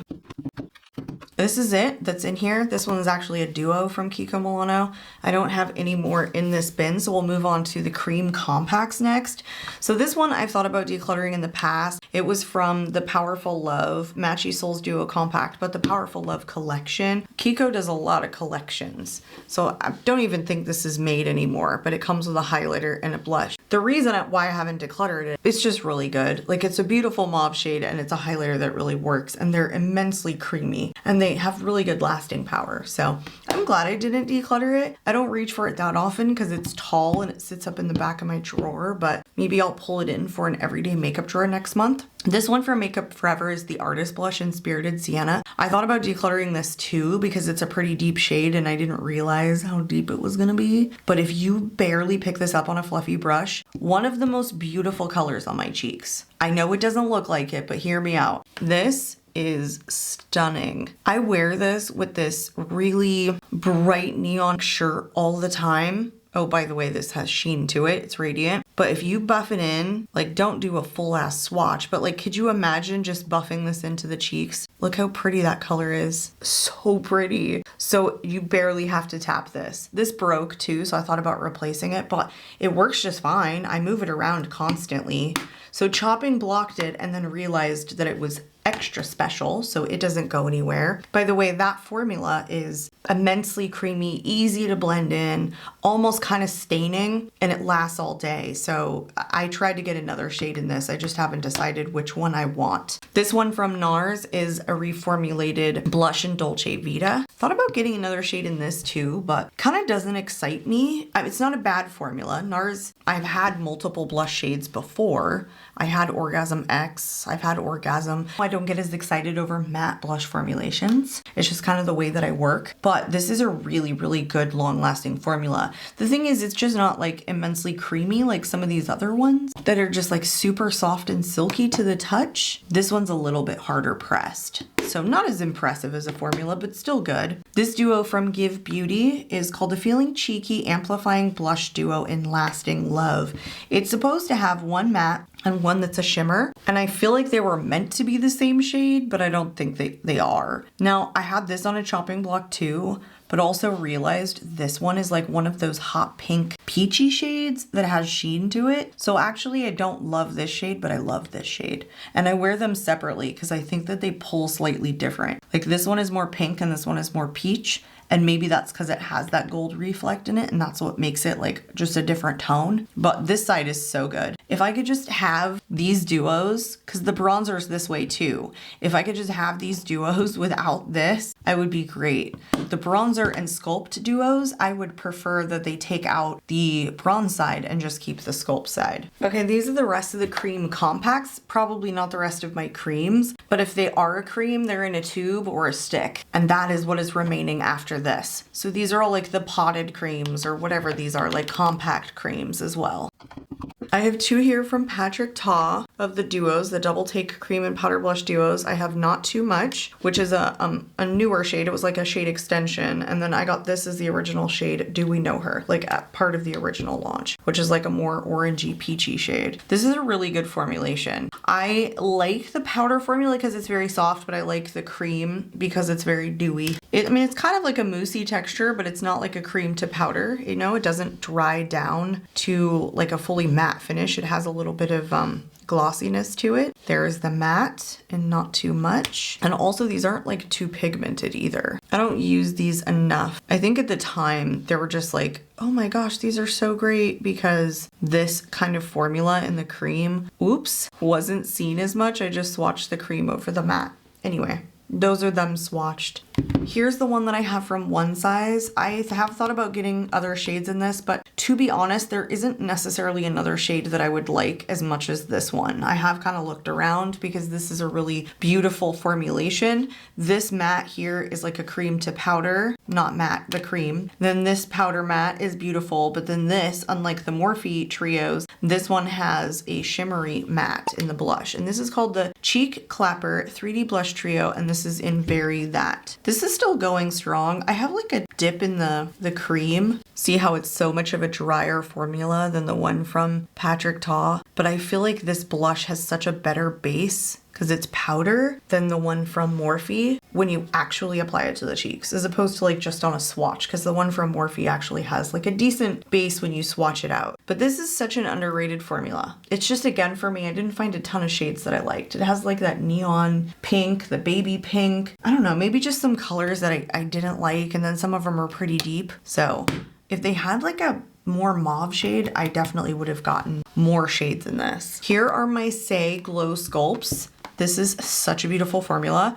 I've got Peach Glow and then Mauve Glow. There's a lot of extra space in here, but these are reusable components, so you can pop out the center. This is just a nice, like moussey, very metallic formula that lasts all day. Here's Mauve Glow and here's Peach Glow. They're very metallic. Look at them. But they have my heart. They buff in so nicely, and surprisingly, for being like a thicker formula, I don't think they create a bunch of texture on the cheeks. So I would get more shades in these too, but I don't need it. Like, two's enough. I have enough. It's enough. Honestly, at this point, I collect blush. It's a good thing it's called a blush collection. It's not that I don't use them either, because I really do try and rotate a lot of these in. So like they get a little bit of use, not a shit ton of use. And so not all of them have like significant use. I mean, I do what am I saying? I have too much blush, okay? I love blush. It makes me happy just to swatch it and look at it even. These are the Soft Pop Plumping Blush Veils from Makeup by Mario. I have Just Peachy. If I can get it open. This one nail takes so much of the brunt work here, or does so much of the brunt work, and then Barely Blushing. Now, the bronzer in this, I have made a really big dip in, but these, not so much. You know, it's funny, I didn't like love these when they first launched. I thought that they were too sheer, but now, can you just give me more of these? Can I pile these on? Because these are emollient, but they're not sticky, which is such a good combination. Can you please just give me emollient and not sticky? But also don't lift off of my face, and also don't lift the product off of my face either, like the foundation underneath. So these are really good. They do not have good lasting power though. They're just really pretty for however long they last. They just don't last super duper long. All right, I have 3 from Danessa Myricks, the Yummy Skin. Now, these aren't all blush. This one's blush and these 2 are highlighters, but they were so deep for me and so pigmented that I use them as blush. They're called the Blurring Balm Powder. These are called the Low Lights or Low Lighter. low lighter.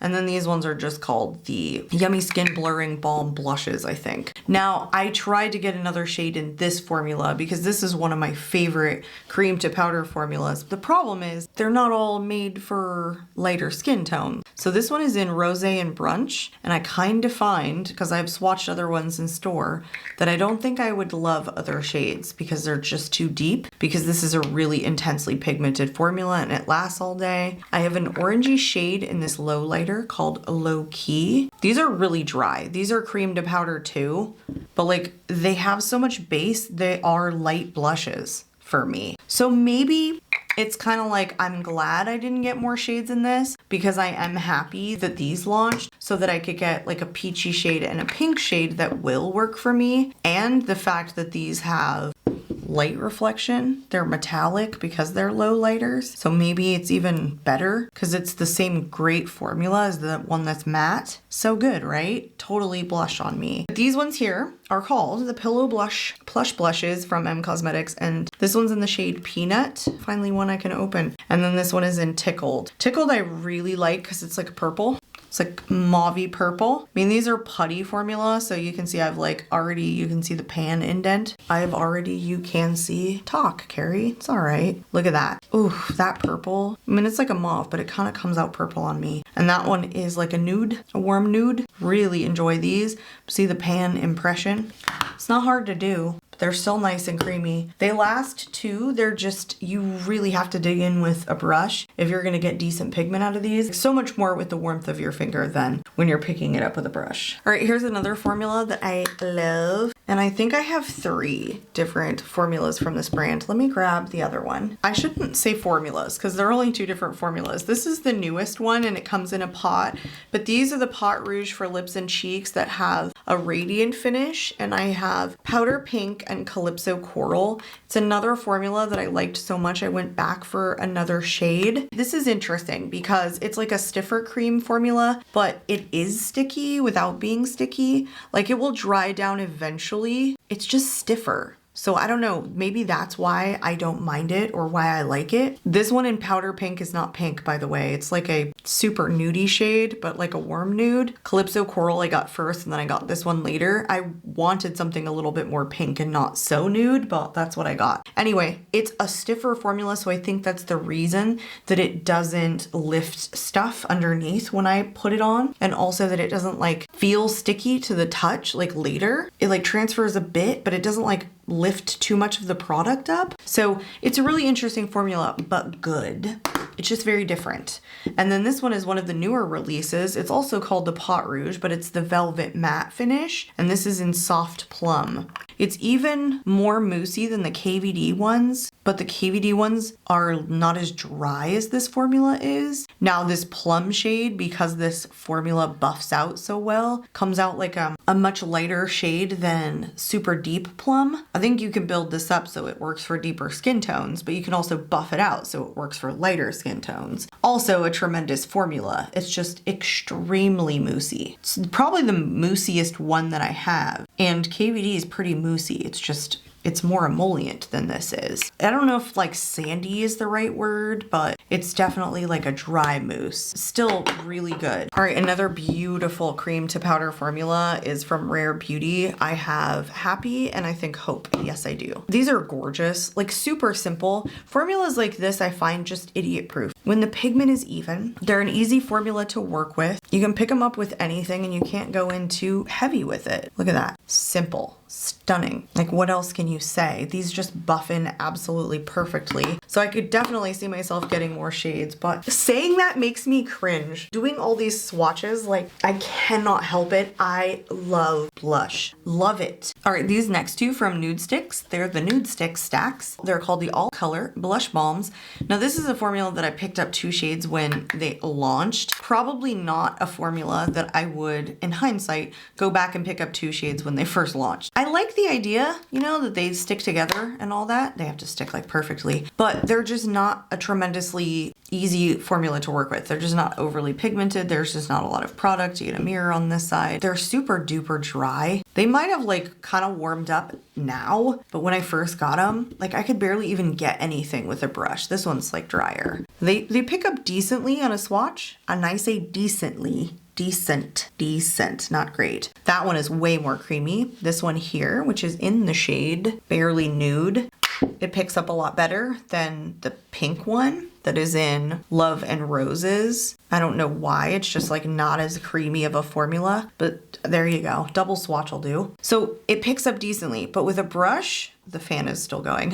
They don't pick up a lot. They do offer like a very airbrush look on the cheeks, and also they do have really good lasting power because they're a cream to powder. But honestly, I kind of feel like if you're gonna go for like almost a putty formula, that these ones are better because they're a little bit easier to pick up with a brush, or even some Kbeauty blushes that are similarly formulated. These I just didn't think were like super good because they're hard to pick up. They're just drier. Now here's some blush that are kind of in like the same formatting, same packaging, Tower 28, Moira Beauty, and Oma Beauty. This is the Sharon C, Oma by Sharon C line. It's the more affordable line. It's the Flawless IRL blush in Audacity. These all look like the same exact shade. And I've had 2 shades of this before, but decluttered one because it was too bright pink. And I've had 2 shades of this before, but decluttered it because it was too bright pink. Both of these I would get different shades in. Again, it's just that I didn't do a good job getting a shade that I really enjoyed the time I bought a second shade. Now this one here, it reminds me of the Neo Nude blushes from Armani. It is so dry, but it is so creamy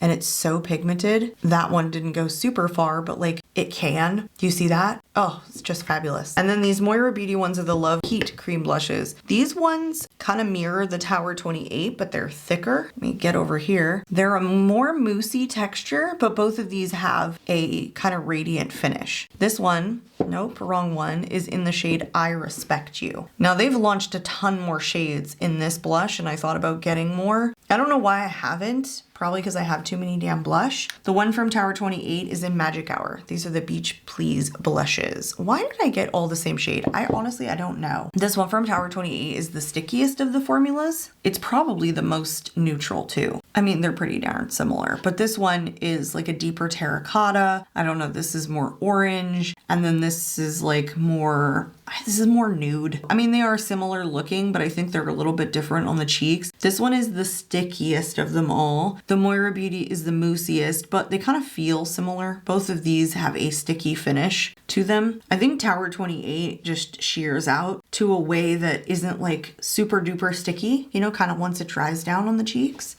All of these are really good. They're slightly different. All right, next up I have 2 of the MAC Glow Play blushes, and I have Cheer Up, and then I want to say that these were reformulated, and then I got this shade after that, which is Blush Please, and then they were changed. They called the Glow Play Cushiony blushes, so like the name slightly changed. What I did with the cover for the other one, I don't know, but I still have this one. This one is older, well, I guess obviously, because I told you that was reformulated. But I liked this so much that I wanted a second shade. These are that putty formula that's that cream to powder that really locks down all day and is just super smooth and even on the cheeks. But these are creamy, you know, kind of unlike the nude sticks, like what these were going for. They just are creamier. They're easier to pick up. So I think that if you liked a formula like this, like the MAC Glow Play blushes are better than the nude sticks. All right, here are my Phytosurgence blushes. You know, this is an interesting formula. Sometimes I love it and sometimes I don't. They're just not super long lasting is the problem. I have the Skin Spark blushes in Wisp, Condensate, and Fume. And one of these is newer than the other 2. It's got like the crystallization in these 2. Condensate and Spark I got at the same time. Condensate I was trying to get because I thought it was like purple, but it kind of comes out gray on me. Not exactly what I was hoping for. So then I ended up getting Wisp because Wisp was a much later release and it was supposed to be like a lavender blush. I just feel like it came out not super lavender on me, was not as purple as I was hoping. And also, I don't know if you can see this, but it's so much more deep set in the pan than the other 2. They were just poured higher. So like, I don't love how tiny the opening got. Actually, they're the same size opening. It's just that these were poured all the way to the top, and so they're easier to get out than this one in Wisp is. You know, it's funny. On my swatch, it looks nice and purple. It's just on my cheeks, it doesn't come out as quite as purple. Yeah, I love the shade when I swatch it. I love the formula too. These are dewy, so I like that. I like the way that they apply, but I would say that they're pretty intensely pigmented. The thing I dislike the most about these is how quickly they fade off of my face.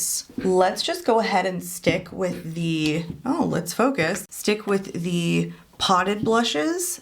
And these are the last of my potted blush. So they're all over the place. They go from super luxury to super cheap. One of these I'm gonna declutter. I think it was too pigmented and I have a similar shade in the Phytosurgence, and so I just wanna get rid of it, which is gonna be this one. The AOA Studio Venetian Rose Creamy Blush in the shade Duchess. These are too pigmented, I think is what it was. I was just getting like so much out of these on the cheeks. Yeah, it's too pigmented and it's like too densely packed pigment. I have a hard time dialing this color back. Honestly, they're a super dry formula. I don't know if you can see that, but they're not super dewy on the cheeks. So it kind of looks flat on my cheeks.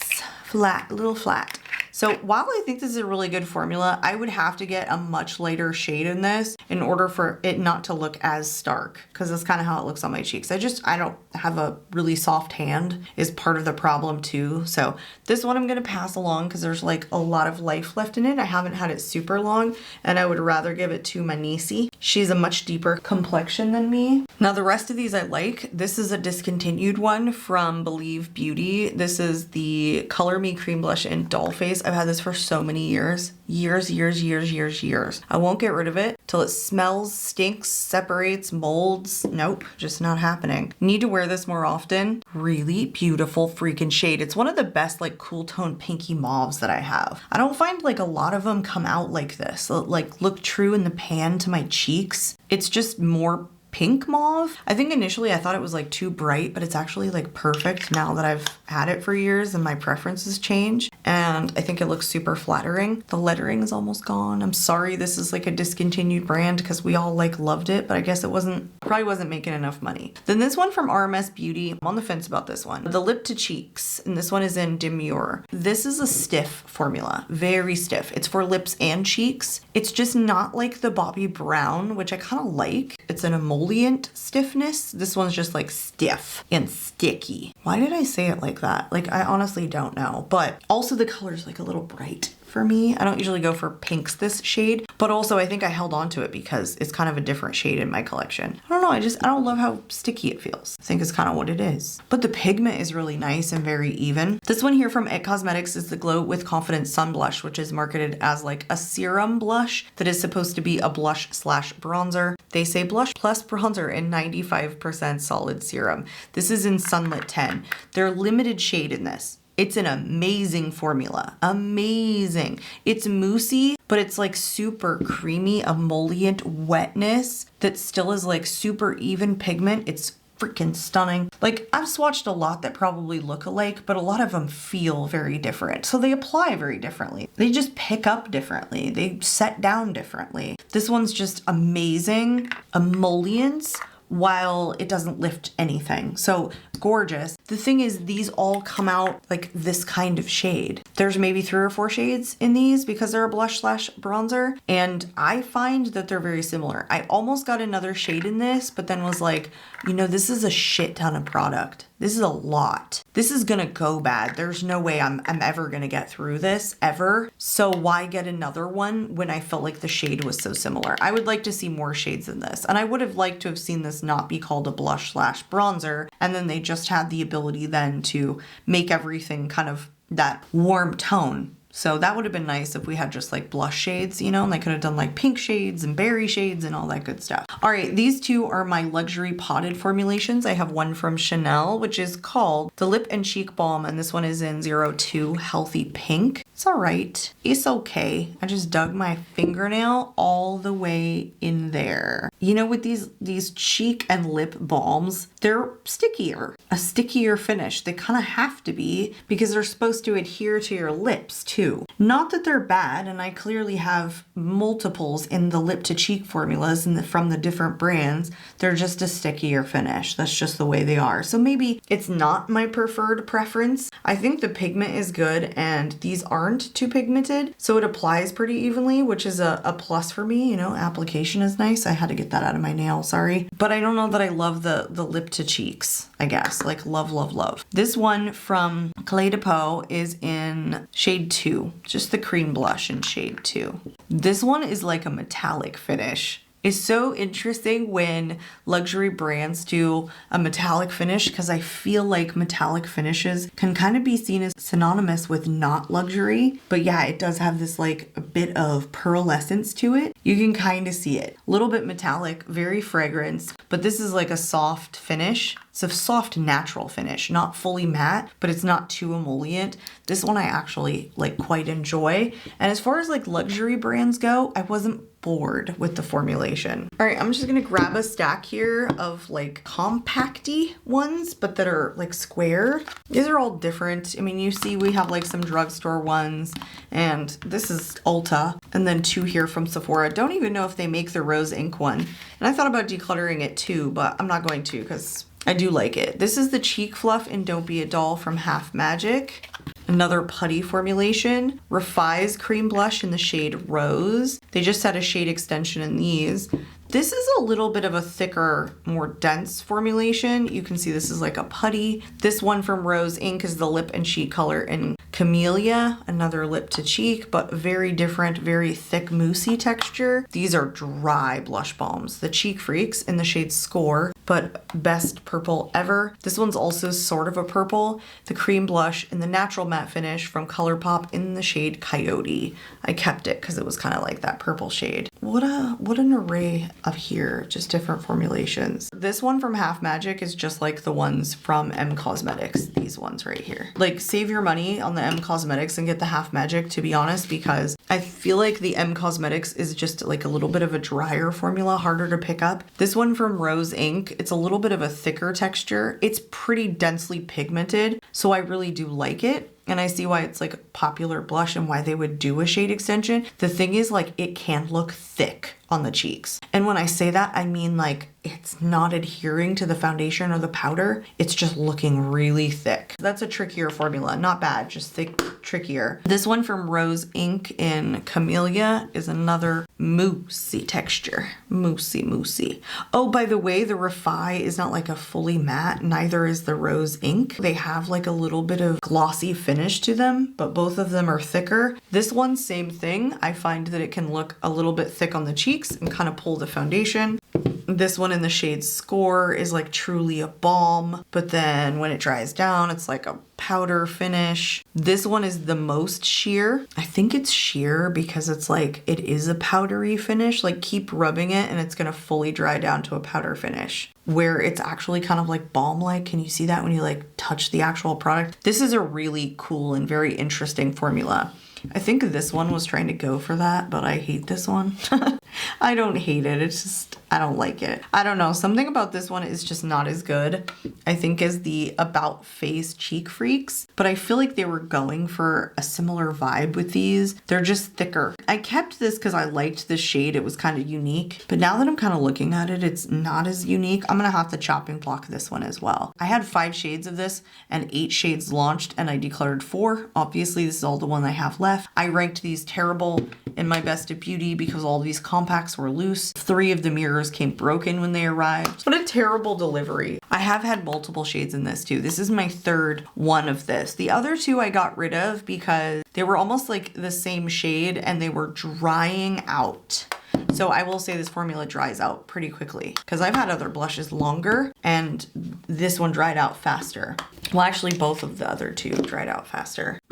No particular order here, you guys. It's really just like me pulling in like the ones that are in the square compacts, and this is just like the bottom stack. So Bosma Cream Blush in the shade Mauve. not my favorite formula. This one tends to be a little bit sticky. This one from Kbeauty is another clay blush. It's in the shade M72. I want to say these are called the clay cream blushes.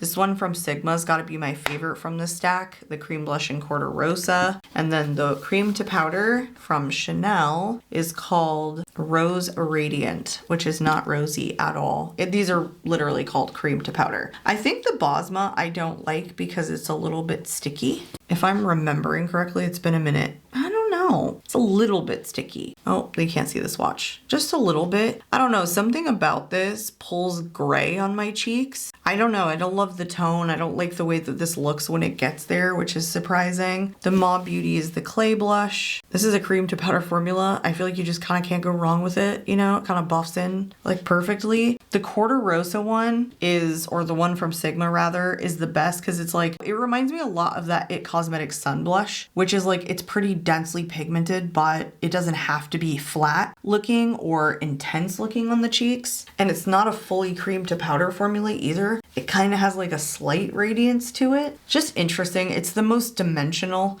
of these four. And then this one from Chanel is dry as hell. And I have other similar formulations. It picks up on a swatch just fine. Back on camera, you guys, these all look like orange. And they're not. These two are mauve and these two are nude. They're similar, but like they're not orange in person. Oh, they're kind of orange. I don't know. They all look orange back on camera, but they're much more pink in person. But this one's hard to pick up. Hard to pick up with a brush. You got to go dense and you got to like twist it. Otherwise, I don't get anything that picks up on the cheeks. This is expensive too. So I don't know. I work too hard for it. And the fragrance is so strong.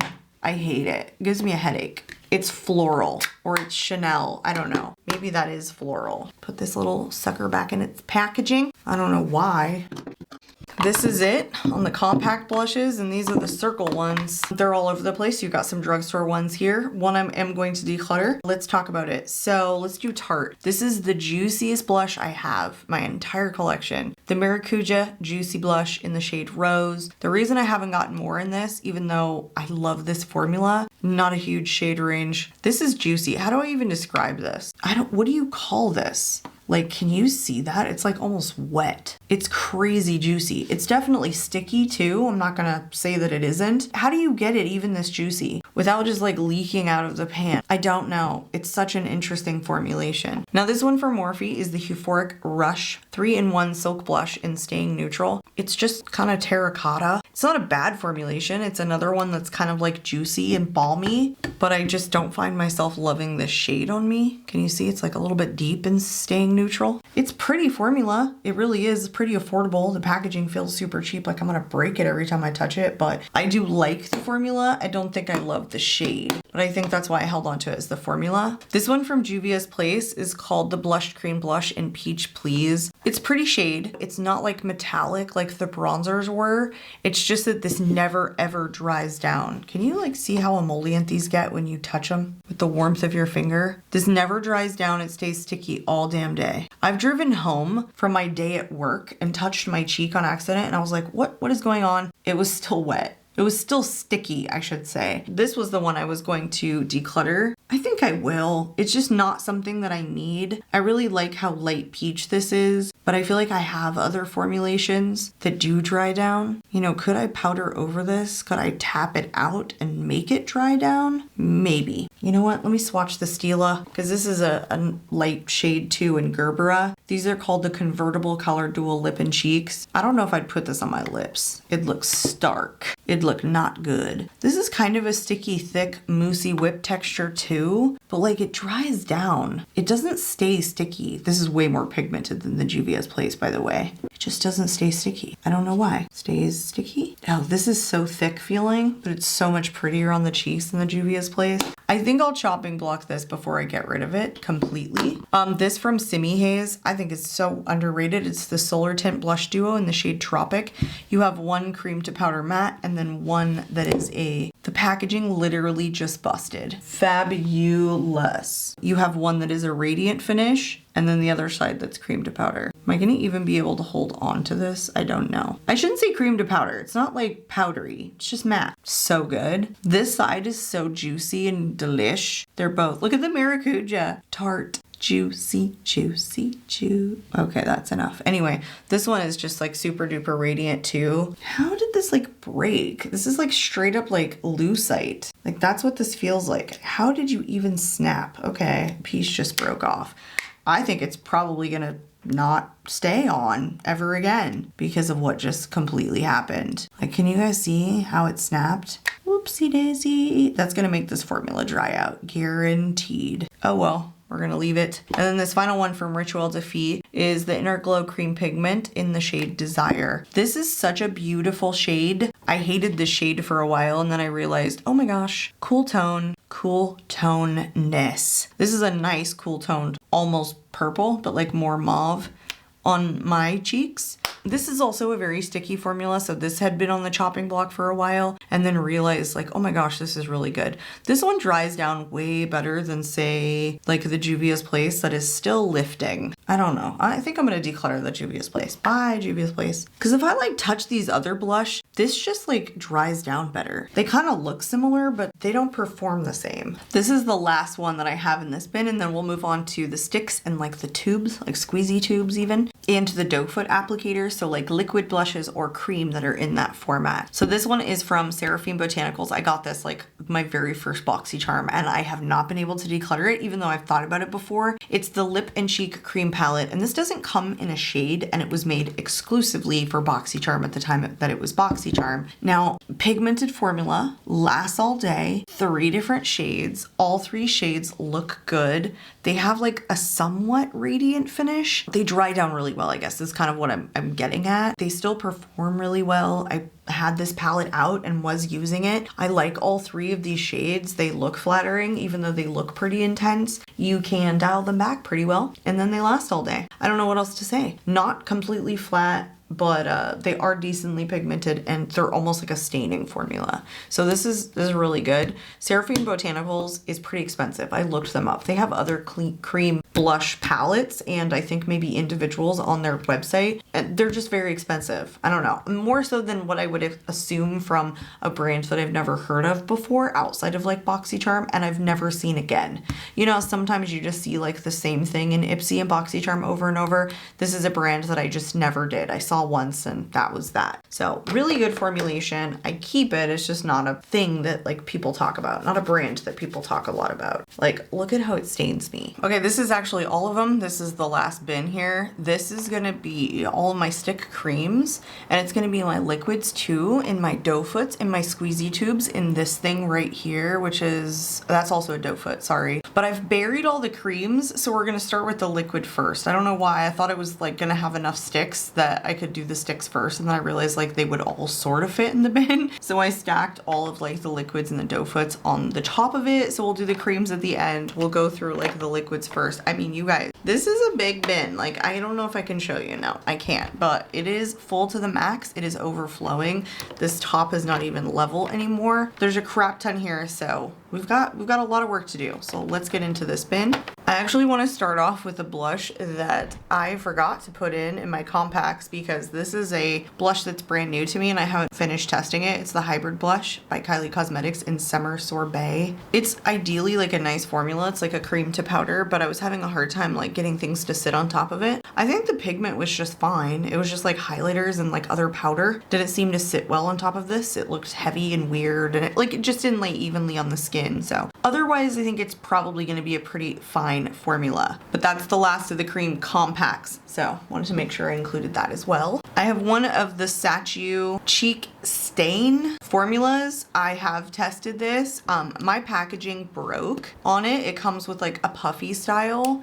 My packaging completely came off, like the bottom here. So it's swatching what's left, but I don't think it's bringing up any more product. I took it off and then it exploded everywhere, so there's not a lot of product left in it anyway. Now, this is an okay formula, but it does sheer out quite a bit. It's not like a real pigmented kind of stain, which is nice, but I will say this doesn't stain. It doesn't stay all day. The couple of times that I have tested this, it does fade off throughout the day. It's pretty much like gone for my cheeks by the end of the night. So by the way, this one is in the shade I'm Guilty, which is 03. So not a bad formula. Probably not going to become one of my like all-time favorites for what I thought it was going to be, you know, plus the packaging totally broke on me. If you guys saw that video, it exploded. Since then, I've been twisting it like since I got it back together, and no product is coming back out. So I don't know, buyer beware on these, I think. And then I have one Glow Recipe, the Niacinamide Dew Blush. It's in Watermelon Flush, and they only come in 2 shades. It's cute packaging. You know, I thought it was gonna be pink when it came out, but this is a very watermelon-y shade. It's like orange. Look how neon this doe foot is. That's how it looks. Like an orange-ass neon. Now, I don't know if the other one is like pinker, but I thought this was gonna be more pink based on the bottle, and I wasn't right, obviously. And so I feel like that's probably a surprise to a lot of people. It looks watermelon-y, you know, because watermelon isn't exactly pink. It's like kind of a reddish orange, I guess I would say, the actual watermelon itself. Maybe a little bit more red than that. This really does look straight up peach on the cheeks. I like the formula. It blends evenly. It's not too pigmented. It shears out pretty nicely and it leaves a dewy finish. I really just don't like the shade on this. Let's go through some of my squeezy tubes. I've got a crap ton of squeezy tubes. So this is not even all of them, but I think these are all the ones that have a puffy style. So yeah, these are actually all the, no, hold on.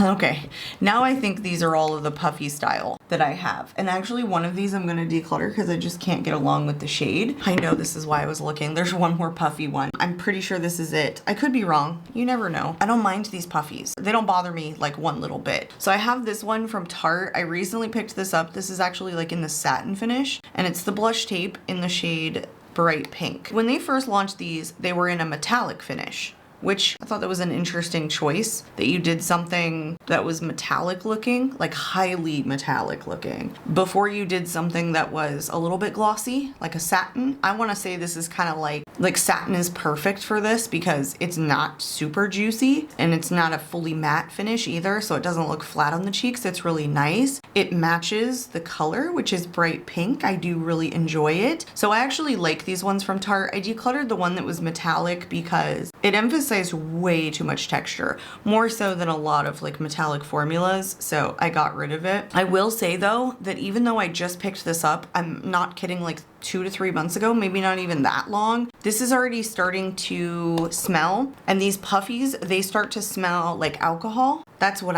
the scent I get from these. So they don't last super long, even though they're supposed to go 12 months. This one is 12 months. A lot of these actually say like 6 months, but these ones are 12 months. I don't think they go that long, like after you open them. That's a thing also. The Charlotte's, I've had to declutter one because it stunk like to high heaven. It was the contour. It smelled like rubbing alcohol, nail polish remover. This one is already starting to smell. I mean, you can see it's not even that used just by the doe foot applicator, but we'll see how long it lasts. Now these ones from Charlotte, I really enjoy the matte finish, and I've hated the metallic finish for a really long time, but then I grew to love it. This one is in Pinkgasm in the Beauty Light Wand, the high blush. I'm like sniffing it. It's so gross. I don't even want to show you up close what that little puffy looks like. Let me look at it. I mean, I think it's fine. It's just like super saturated, but that one is in Pinkgasm. I did not love this super texturizing blush before, but I do now. You know what? I'm going to keep this out for my everyday makeup drawer to get some use out of it before it goes bad. And then these matte blush wands, I think they're spectacular. I have Pillow Talk.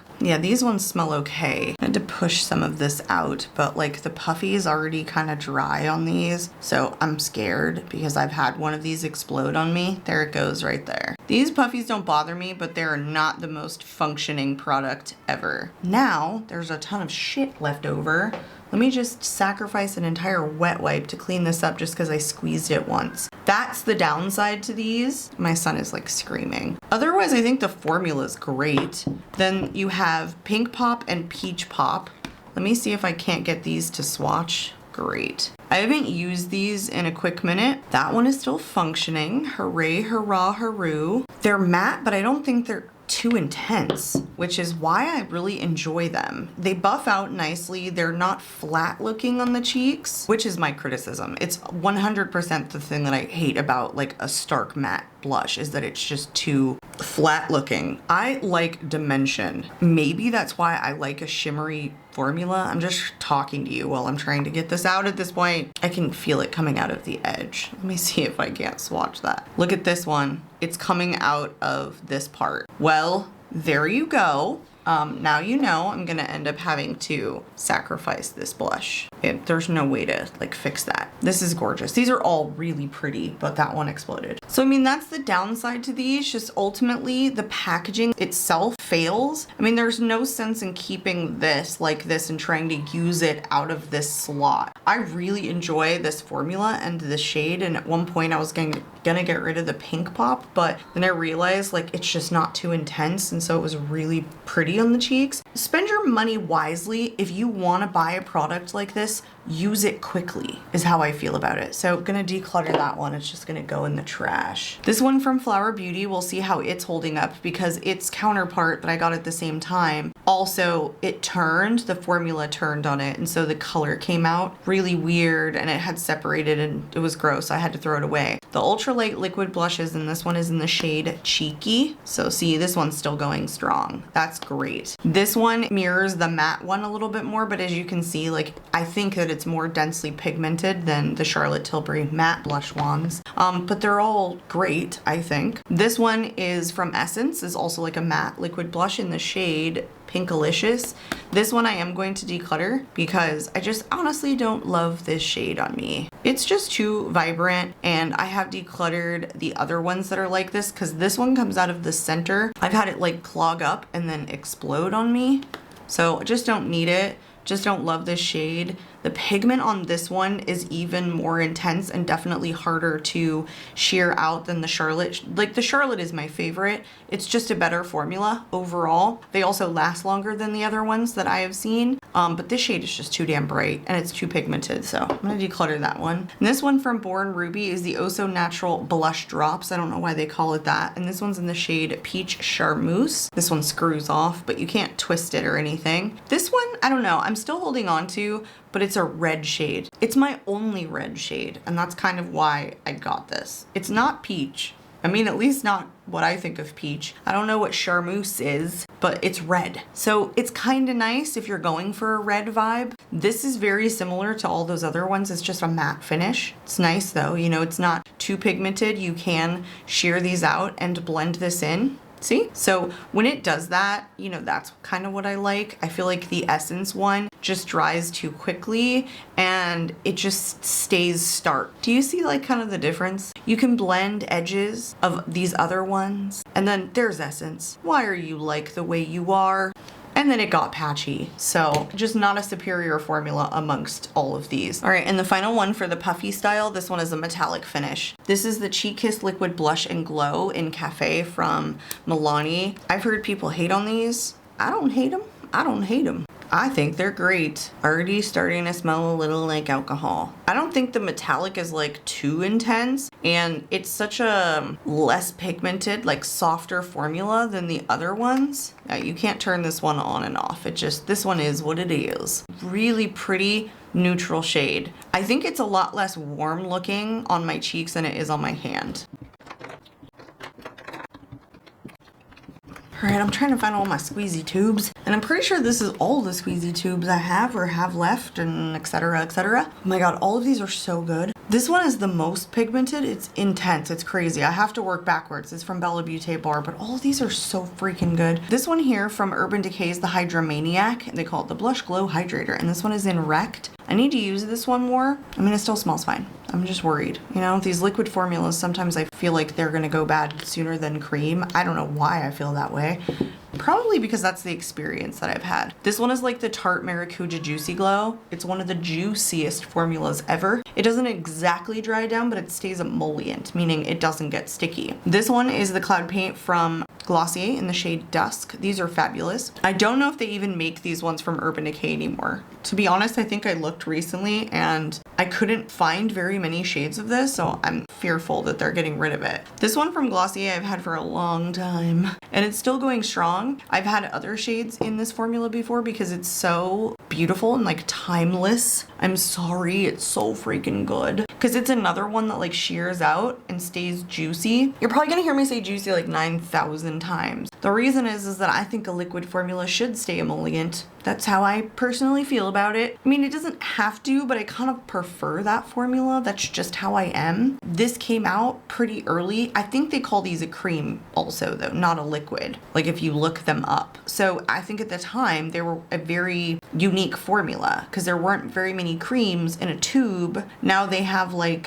what's the other one? I think Ami Collet is a cream in a tube. Am I thinking about that wrong? I think I am. But one of them is also a cream in a tube. Can't remember. I just feel like this is a unique formula. It's kind of timeless. Like it's still going strong. But the other shade that I had, as I started to say, was too bright pink. One of you recommended it and I was like, oh gosh, it was a lot. It was a lot for me. Now these, they don't make anymore either. The Sun Flushed liquid blushes from BH Cosmetics. The shades are gone. They were on like the packaging. So it's just like a peachy shade and a like nudie mauve shade. These are some of my favorite liquid blushes ever. They just perform so well. The pigment isn't, am I ever gonna get this back on? The pigment is not too intense. They just buff out absolutely perfectly. Okay, that's annoying. I'm twisting for 9 years. The tip of them is also so small that like just a little bit of product comes out, not too much. These dry down really well, but they shear out. They're so delicious. Look at them. They're not too intense. They're not too juicy either. I feel like these have like a much more natural finish than the other two that maybe stay juicy longer. These kind of dry down maybe like a little bit better. They're just so good. All right, these are also absolutely fabulous. Fabulous from Flower Beauty, the flower bombs. I have spiced and melon. Also love this component too. Part of the reason I feel like these products have lasted in my collection amongst others that I was telling you, like liquids tend to, I don't know, go bad in my opinion sooner, is because these applicators are designed to not pull in a ton of air. And so, you know, they're not going bad too fast. Although the puff styles from Flower Beauty were not formulated fabulously. So that one formula did go bad. But I love these little applicators when they're like this. Look at that. These stay juicy. They're not too intense. They're perfect. These two, very similar formula. So even if you were interested in getting a formula like this, the Flower Beauty ones are fabulous and they're still on the market. I would get more shades. I don't feel like I need more. 2 is fine with me.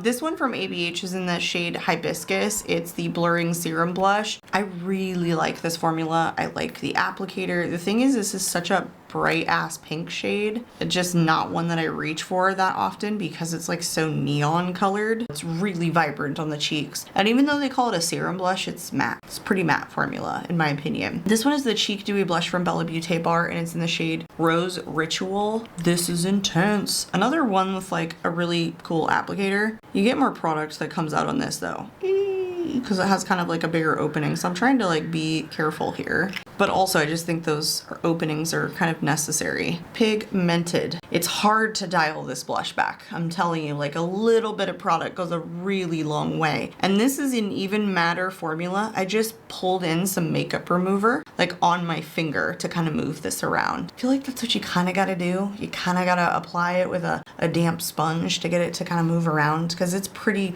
densely packed. And then this one from Pure Lease is the Blush Glow BB Cheek Color, and this one's in the shade Cool Mauve. I don't know if I'd call this a mauve shade though. It is so nude. It's almost sheer on me. This I believe is like a cream formula. It's kind of mauvey, but it's mostly nude. When I first tested this, and by the way, I got this on Ipsy and it's just like a tiny ass mini. It's a sampler really. This didn't even show up on my cheeks. Like my first time testing it, there was nothing there. And I was like, where is this product? And I realized you can't buff this in too much. You gotta stamp it into the cheeks. And you kind of gotta apply like a lot because if you keep going, it shears. Where is it going? Where is it going? It shears out like a lot. It doesn't necessarily look like a blush now. I feel like there's a way to apply this, but I like how natural it looks on the cheeks and how not too intensely pigmented it is, and that it is such a neutral shade or nude shade. Well, it is neutral. It's pretty neutral. It's great for simple, not too much color. It's just like an everyday, very wearable shade. Okay, I have a ton more that are the doe foot style liquid blush, but these are my drugstore ones. I have a lot of drugstore ones actually. So I was trying to like go through and decide like how do I pull these out in what order? But I think going drugstore and then not drugstore is probably the easiest way because I do have like a ton of these doe foot styles. There is two formulas in here that I'm still testing. Those would be the Revolution Super Dewy Blush Burst. This one I don't love so far. I don't find that it's super dewy. I find that it dries down. Pretty matte looking. That's pretty much it. I don't think it's like too pigmented, but I also don't love like the way that this picks up on the doe foot applicator either. Like not a lot of product does. I'll show you the About Face one and how much nicer it applies with that doe foot, I should say. Like it picks up a lot more product than this one does. It's not a bad formula so far. It's just that it doesn't look dewy. Like it dries down and then looks like a popsicle stain, which I don't know. I don't like that kind of effect on my cheeks. By the way, this is in like Watermelon Burst or something. The problem is that some of these drugstore ones, they put the name like on the wrapping of these products. And so it totally came off when I opened it. The other new one is the Jelly Water Tint from CoverGirl. This one is in the shade Watermelon Splash. So maybe this one isn't in Watermelon. I honestly don't remember now. But this has a plushy ass doe foot applicator. So you get a ton of product. And this is a tint too. It's just not very tinting. But this is also for your lips as well. So you don't need to just use this as a blush, but that is how I apply it.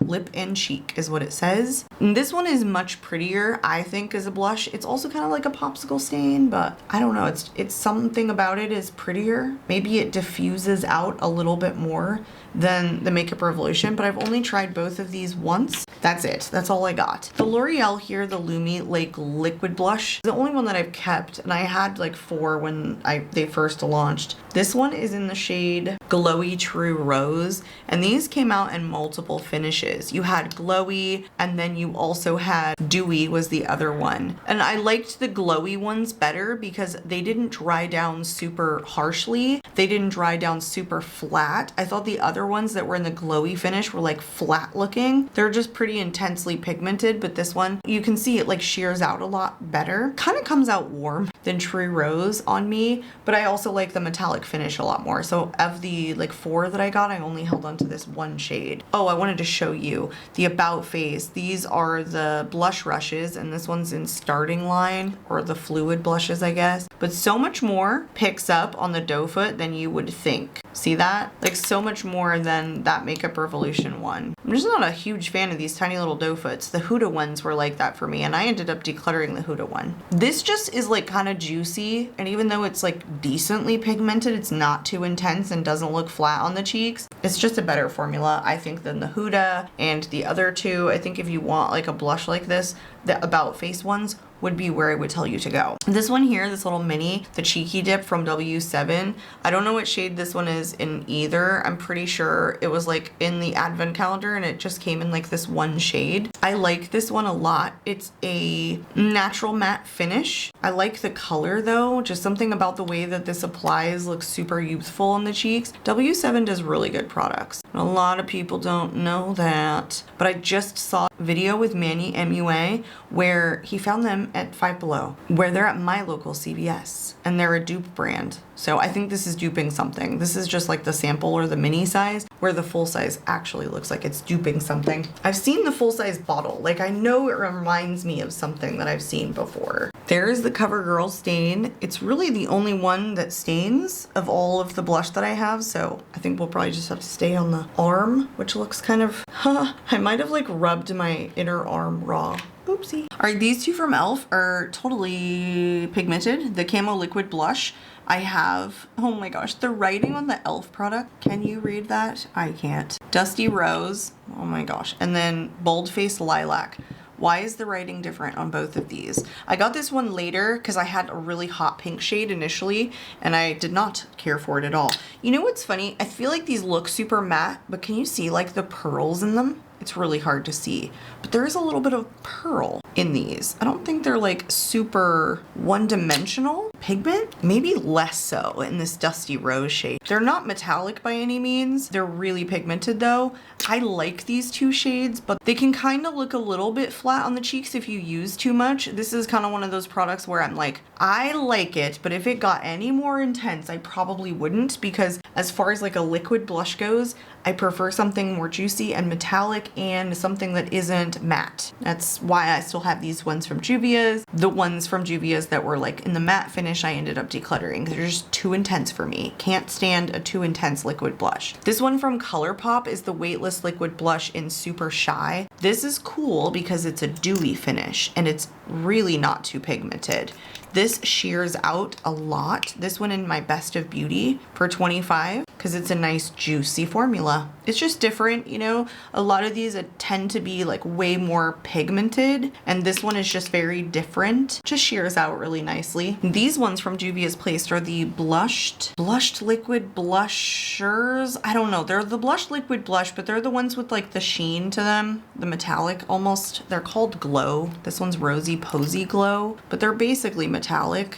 See how pigmented they are? And then this one is Soft Tulip Glow. I didn't love the other ones. They were wildly intense. I think I thought they were okay initially, but I don't like using a damp sponge to buff in my liquid blush. I would so much prefer to have just an easier time. I told you guys, I'm heavy-handed, heavy. So like one dot of this, I put obviously way too much on, but I'm so heavy-handed with my blush, I cannot go light. So I need something that I don't have to like work extra hard with. These are metallic. I don't feel like they emphasize a shit ton of texture.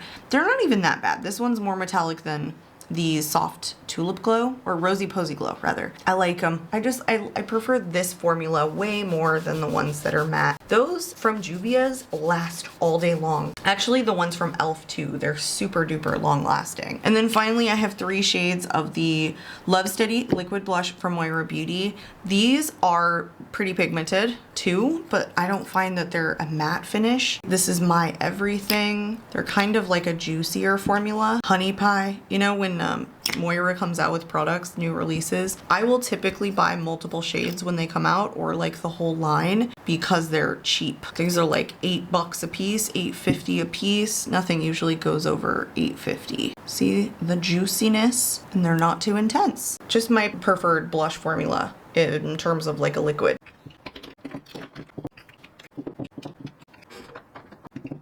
Ooh, that's a lot. That's probably all I'm gonna fit in screen. I received these ones in PR from DD Signature. These are intense and they're a little bit more on the matte side. I think I'll probably pass along these 2 shades. I know this is not a blush declutter. Actually, maybe just this one, because I really like this lilac shade. I love DD Signature, by the way, and I also love her. And I have a discount code for anything on her site, and she's got a new palette that just launched. But this lilac shade is fabulous. It's just that the formula is really intense. That one is in Lilac Mist. Nude Petal, I also do really like, but I told you guys I've got a heavy hand. So because of that, I tend to overdo it. So it's not necessarily like a formula thing. Well, it is. These are pretty matte and pretty pigmented, but sometimes it's not necessarily a formula thing. Sometimes it's just a carry thing. I can't go light-handed. I told you that was Nude Petal, and then that Peachy Glow is this last one. Actually, I'm gonna hold on to all of these. It's just a good array of shades. She let me pick 3 shades of this blush when these launched, because there was 8 shades total. So beautiful indie brand. And again, my discount code is in my description box in case you're interested in checking anything out. Also, I have a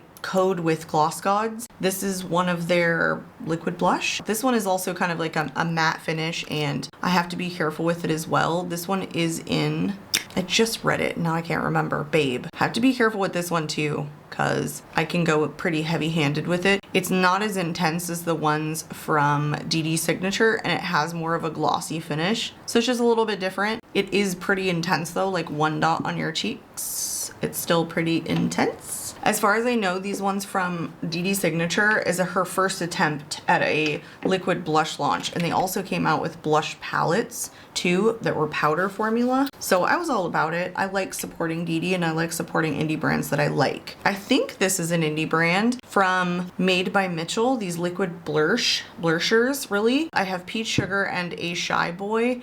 I really like this formula. It's very different than like these. This one is a like a drier formula. It's kind of moussey, really easy to work with, and it's not like terribly intense. It's kind of like a popsicle stain. It's easy to sheer out too. Again, like one dot. It doesn't stay super intense like the other ones. But yeah, these are like whipped kind of. Like it's hard to explain. The bronzer's like this, the highlighter's like this. See how they're almost like this whipped texture? I don't know. See, like one dot, all you need. I don't know if I'll keep these forever now that I'm kind of looking at them, like compared to some of the other ones. This one is like, I don't know, it's not a color I love. I might keep this one, but this is almost red. I have that one red and I prefer that red over a Shy Boy. All right, moving on. Let's do this one from CL. This is the Blush and Protect with SPF 50 in January. This came out with the shade extension January and June. So freaking good. Like look, it looks intense. But watch when I like start rubbing it in. It's not terribly intense on the cheeks. In fact, I feel like sometimes this can sheer out too much. So I really enjoy this formula. It's nice to have like an SPF blush. I would get more, and it's like a dewy finish too. So it's beautiful. My two from Rare Beauty, these are both in like the dewy finish.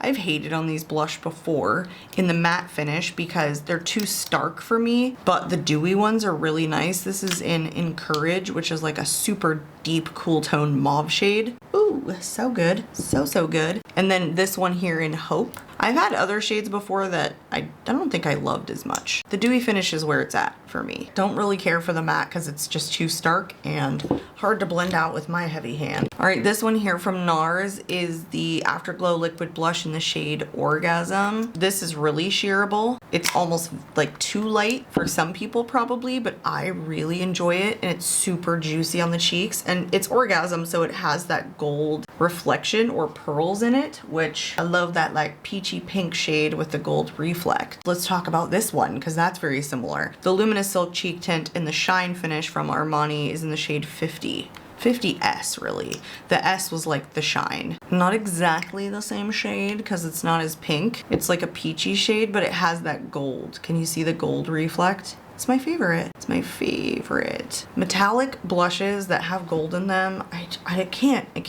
help myself. I thought that these were gonna be too sheer for my liking, but they're not. They're fabulous. This one's in the shade 62, and this is more not of the shine finish. It's dewy, but it's not shiny. Or it's not metallic, I should say. But like, look how simple a formula that is. They're not too much. I can dot them on and go in with my silly little heavy hand, and they look gorgeous. All right, I'm about 99% certain this is the last of the liquid blush that are either in like a squeezy tube or a pump or a doe foot style or even a dropper, and then the rest are my sticks. So let's start off with the Morphe Hot Shot. These are the blush drops, and this is in the shade Power Drip. I really like this formula because it's not too pigmented and it's kind of juicy. I said that juicy word again. I'm getting back into orange blush again. I had like a phase there where I was like pink, pink, pink, everything pink, and now I'm starting to like the orange again. It's probably just like summertime. I kind of like warmer tones and peachy tones in the summer. That's really pretty. This one is a little tester of the Rodeo blush drops in Sunset Kiss liquid blush is what it's called, and this is in the shade, sorry, this is Sunset Kiss. It's the blush drops liquid blush, and it is metallic. It's metallic. It's gorgeous on a little doe foot style. This is a little sampler that I got from Ipsy, and it again was probably $2, just like that Ciate London one, and then the little one from Pure Lise that I showed you. This is beautiful, but it does tend to cast gray, as you can see. You know, anything it kind of picks up when it's too reflective can look gray. Otherwise, I really like it. It's kind of a matte finish, so not matte finish. It's a dry down finish, like it dries completely. It's not like a juicy formula or anything. It's just that reflection. Then this one from Hourglass, I love these. The Unreal Liquid Blush. I had two shades, but the other shade that I had was like terracotta. It was just too deep for me. This one is in the shade Scene, which I like so much more. It's much more of a pinky shade, but this is a really juicy formula, like so much better than the ones that I showed you from Revlon. The worst part about this is getting this out when you have nails, because this is hard to press down. I'm gonna try, because I can't really do it with like just my thumb. You really do have to use a flat finger. Look what I'm doing to try and like get this swatched for you. I have never been able to like do it when I have fake nails on. You gotta depress the center of it. I just don't know if I can get that with this, because it's not even like the full thing. You gotta go in the absolute center. Can I do this little top from Rare Beauty? Oh, yes, I can. Okay, well, that's the trick right there. Absolutely hate the packaging, but the formula is delicious. Delicious. It's dewy. This looks so much more shareable with like a brush pat onto the cheeks. You know, you can just keep going. It's really nice. You only need a dot and it's not flat looking. These are actually really, really good. One of my favorite products from Hourglass ever. All right, these two from Tarte. They just came out with a new blush stick. I'm totally gonna buy it. I have like 5 blush in my cart right now that just launched. I don't need them. I don't. Oh my gosh, I don't, but I can't help it. All right, the Tarte Man Eater Satin Blush. I feel like my channel is all about blush. I have satin and then the Blush and Glow. I like the Blush and Glow so much more because it is metallic. This one is in peach. No, it's in coral rather. These are nice and juicy and they're not too pigmented. That's basically what it is. This one here has that like pearl. I said metallic, but it's not metallic. It just has like a little bit of pearl to it and it's just a juicier formula. This one is much more of a dry formula. This one is in the shade Mauve. I don't love this formula, or finish rather, in the satin, but I will tell you, when you come out with a cool tone mauve, I'm there for it. Because mauves, you've seen me swatch several shades that have called themselves mauve, and a lot of them come out very warm toned. I don't really love a warm tone mauve shade. I much prefer a cool tone, and this is such a beautiful cool tone mauve shade. A satin, you know, kind of just dries down, doesn't stay like extra dewy like the other one, just stays juicy. This one I've only tested once from MAC, so it's new to me. The Beam Liquid Blush in Magic Aura. This is supposed to be a purple with blue reflect. So far, I love it, but it comes out pink when you buff it in with a sponge. Like, look how deep purple it is. When you swatch these versus apply them, you get so much of a different look. The color on my cheeks is straight pink. See when you start buffing it in, where did the purple go? And so far, that's what it's looked like for me. Whether or not I can build this up to stay purple, I don't know. I wish I could. It's a nice formula. It has that little bit of blue reflect. So hard to see. There you go. If I like turn my hand downwards towards the light, you know, it's a really nice formulation, meaning it's not too intensely pigmented. It's the kind of blush formulation, liquid blush formulation that I really enjoy. So I think I'm gonna like it. I just wish that it stayed more true to this color, but it's just a very wearable color if you were wondering. And then this is one of my favorite, the Make Me Blush Liquid Blush from YSL. I mean, a lot of these are my favorite. In the shade 44, which is the same as the Make Me Blush Powder Blush from YSL in Nude Lavalier.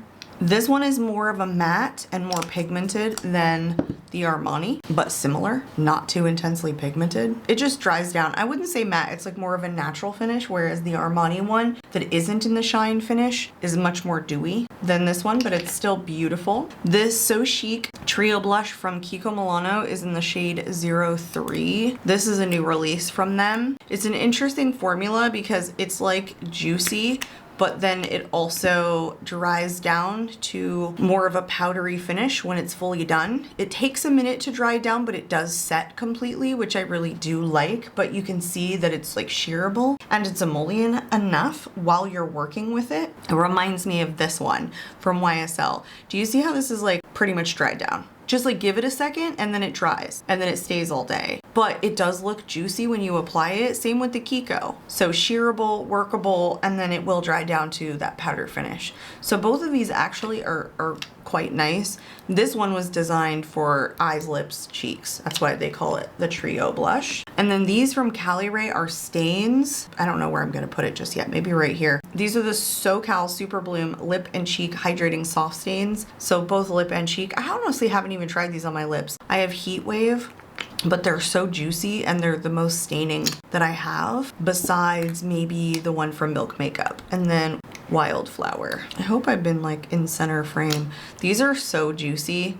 I will say I think they're kind of difficult to work with sometimes. I feel like the popsicle stainedness about them makes them pretty like intense looking on the cheeks. That I kind of don't like about it. And they don't set the best on top of powder or like anything. It's just that kind of formula that tends to like lift certain things. Look at these shades, it looks so similar. Did I swatch the same one? They're pretty similar when they come out. Maybe I did swatch this one. Hold on. They're just a little bit of a thick formula and they tend to be a little bit difficult to work with, working with other products. Honestly, I just think they're kind of like a formulation that if you wanted to do like a makeup, no makeup, like don't set them on top of like a full beat of matte foundation. I just don't think they work that great when you do it that way. And then this last one here is the Chanel Le Beige Water Fresh Blush. This is an interesting formula, and this one's in the shade Warm Pink. This has like those beads. So you squirt it out and then you break up the beads. Oh gosh, I did too much. I kind of feel like you need this much though, I'm not gonna lie, because if you don't, it's too sheer. There's just not enough pigment. That's disgusting. Let's go ahead and say bye to those fucking things. I feel like if you don't pump out that much, it's not pigmented enough. You need enough beads to break up. This is another formula that disturbs things underneath. Does not sit well on like a full beat of foundation, but it is juicy and it looks really good. Oh, by the way, this dries down. It's so crazy.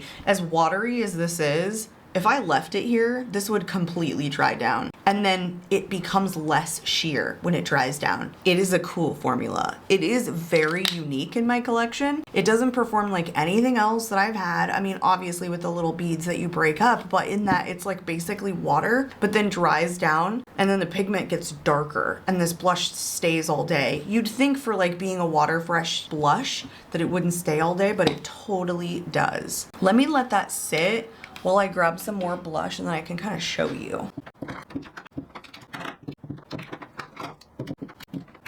I was trying to grab some of my taller sticks. Is this dry? Pretty much. It still has like a glossy finish, but it's dry. Like it's not going anywhere. And I think it becomes more pigmented. So really, really interesting formula. All right, let's do nude sticks. The Nudies Matte. This is in the nude is the shade. This is an awfully matte formula. Like almost more so than I'm enjoying right now. I mean, that's what it is, but also this doesn't close and that bothers me because nude sticks is expensive in my personal opinion for what they are. So I want the packaging to work. That pisses me off. In the nude is a very, very warm toned nude. This one from Chanel is the Le Beige Blush number 24. And it has like sparkles in it. It's an interesting formula because it's like a cream to powder in a stick, but it has like, it's sparkles. It's got sparkles. Can you even see the sparkles? I hope you can. But that's what it is, like full on a sparkly cream to powder formula, but it feels moussey too, like dry. Where this one even maybe feels like more emollient going on, even though it's like a matte. And this one is more like a soft matte or a natural matte finish. It just doesn't dry as like harshly as the one from Nude Sticks. This one from Victoria Beckham is the Cheeky Posh in Knickers. Similar shade, but more sticky, I guess you could say. This is softer, definitely like a soft matte. And this one kind of has, like it doesn't fully dry down the way the other two do. I have so much blush to the right here. Sorry. There's a lot going on. All right, these ones are super juicy from Pat McGrath. They're called the Divine Blush Legendary Glow Color Balms. It's a full ass name right there. Peach Lotus and then Paradise Peony. They look really similar on the cheeks, but you know, one's supposed to be more pink and one is supposed to be more peach. That one is Peach Lotus. These are a very creamy, very emollient formula.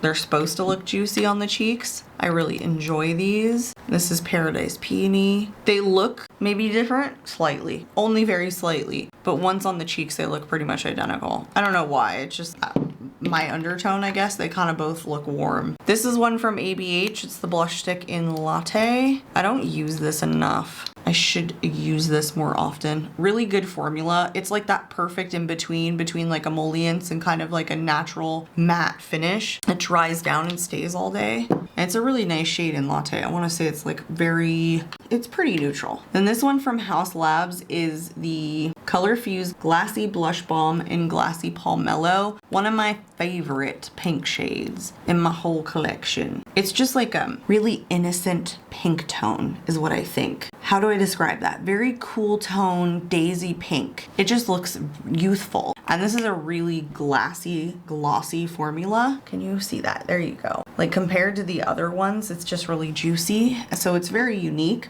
I will say though, if you buff this in with a brush and you just keep doing, like you can buff out some of the glossiness. This is another formula I don't find operates extremely well on top of a full beat of foundation. It's just kind of the formula is like a little bit thicker sometimes when they're glossy like that. This one from Makeup by Mario, the Soft Pop Blush Stick, is in Sweet Pink. Is kind of an in-between Formula 2, meaning that it's not fully matte. It has like a little bit of a glossiness about it. But this one is pretty pigmented. I've had bad luck with the packaging from Makeup by Mario. Did he redo these yet? I feel like I had a dream that he did, or he did redo them. I don't know, but like it would be nice.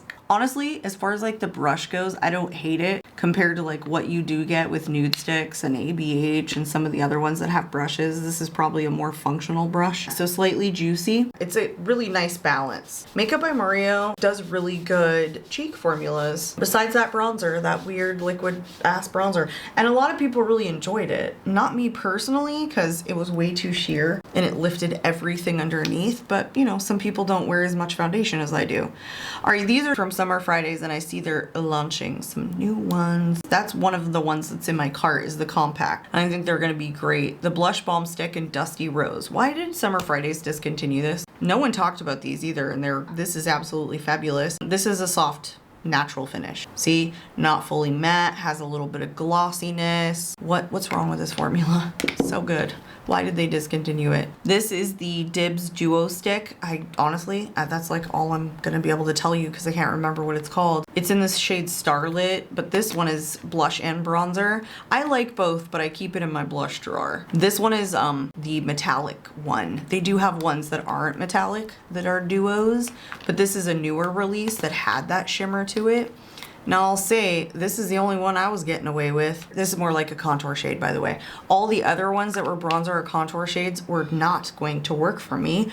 Honestly, this was the only one that I saw that looked like it would be light enough for my skin tone. Fortunately, the shade of the blush is perfect because it's that peach with gold in it. So like this was the perfect duo. I just don't think I'm gonna find another one that's perfect like this. And that's the struggle I think a lot of people are gonna find with this product. It is gorgeous, performs perfectly. Anyone could pick this up and I think they could figure out how to use it well. I don't know about the shades. All right, this last one from Makeup Forever, the Artist Color Crayon. It's the cream stick and it's a multi-use stick. So again, you can use it pretty much everywhere that you want to. This one's in the shade Swanky Mauve. When I tried this on, I didn't like love it. You know, this crayon tip makes it kind of hard to pick up with a brush. So I kind of have to use like a pointed, angled one, not pointed, but an angled brush, and to get it to kind of apply evenly on the cheeks. You know, this is pretty pigmented, I will say, but see, you can kind of tell it's like it's creamy, but it's kind of like a natural matte finish. So I'm on the fence about it. Like I said, I've worn this a couple of times now, and I think it does last all day. I think the problem for me is that I want to dial it down, so I keep doing this, and then it shears away too much. Then I keep adding more. So I'm not sure exactly like how much to apply to the cheeks and whether I can draw it straight on. I don't find that drawing it straight on is really the best way to apply it. I have found that I kind of prefer picking it up with a brush, but I work a little bit extra. Is that the best finish? Is that the best looking finish? Do you know what I mean? Does it kind of look a little odd? That's how it looks on my cheeks. Like kind of a popsicle stain. And maybe I'm buffing it in too much, but I don't know how else to get it to look even. So I don't know that I love this just yet. You know what's funny? I saw, I'm about to maybe not say the nicest things, but the Lipstick Lesbians, I saw her talk about this, and she went into like Sephora and was like, what do you think's gonna be the best product of the year? And then she was like this, and she like swatched it on her arm, and she's like, people are gonna be realizing that these are so good and they're super duper creamy and they're multi-sticks. It's like, I don't know that this is unique to the market, I have to say. And I immediately struggled with application. Nobody is gonna tell me, just because a short says it's really good and someone who understands makeup says it's really good. I struggled with this, so I'm just sharing my thoughts. I've tested hundreds upon hundreds of different formulas. Honestly, I may have even at this point tested 1,000 different blush formulas. I mean, maybe just recently I got better at figuring out how to apply things than in the past. All right, this is the last of the sticks, but I have several that are in these, which are still sticks. They're just like different. Anyway, this is the last of them.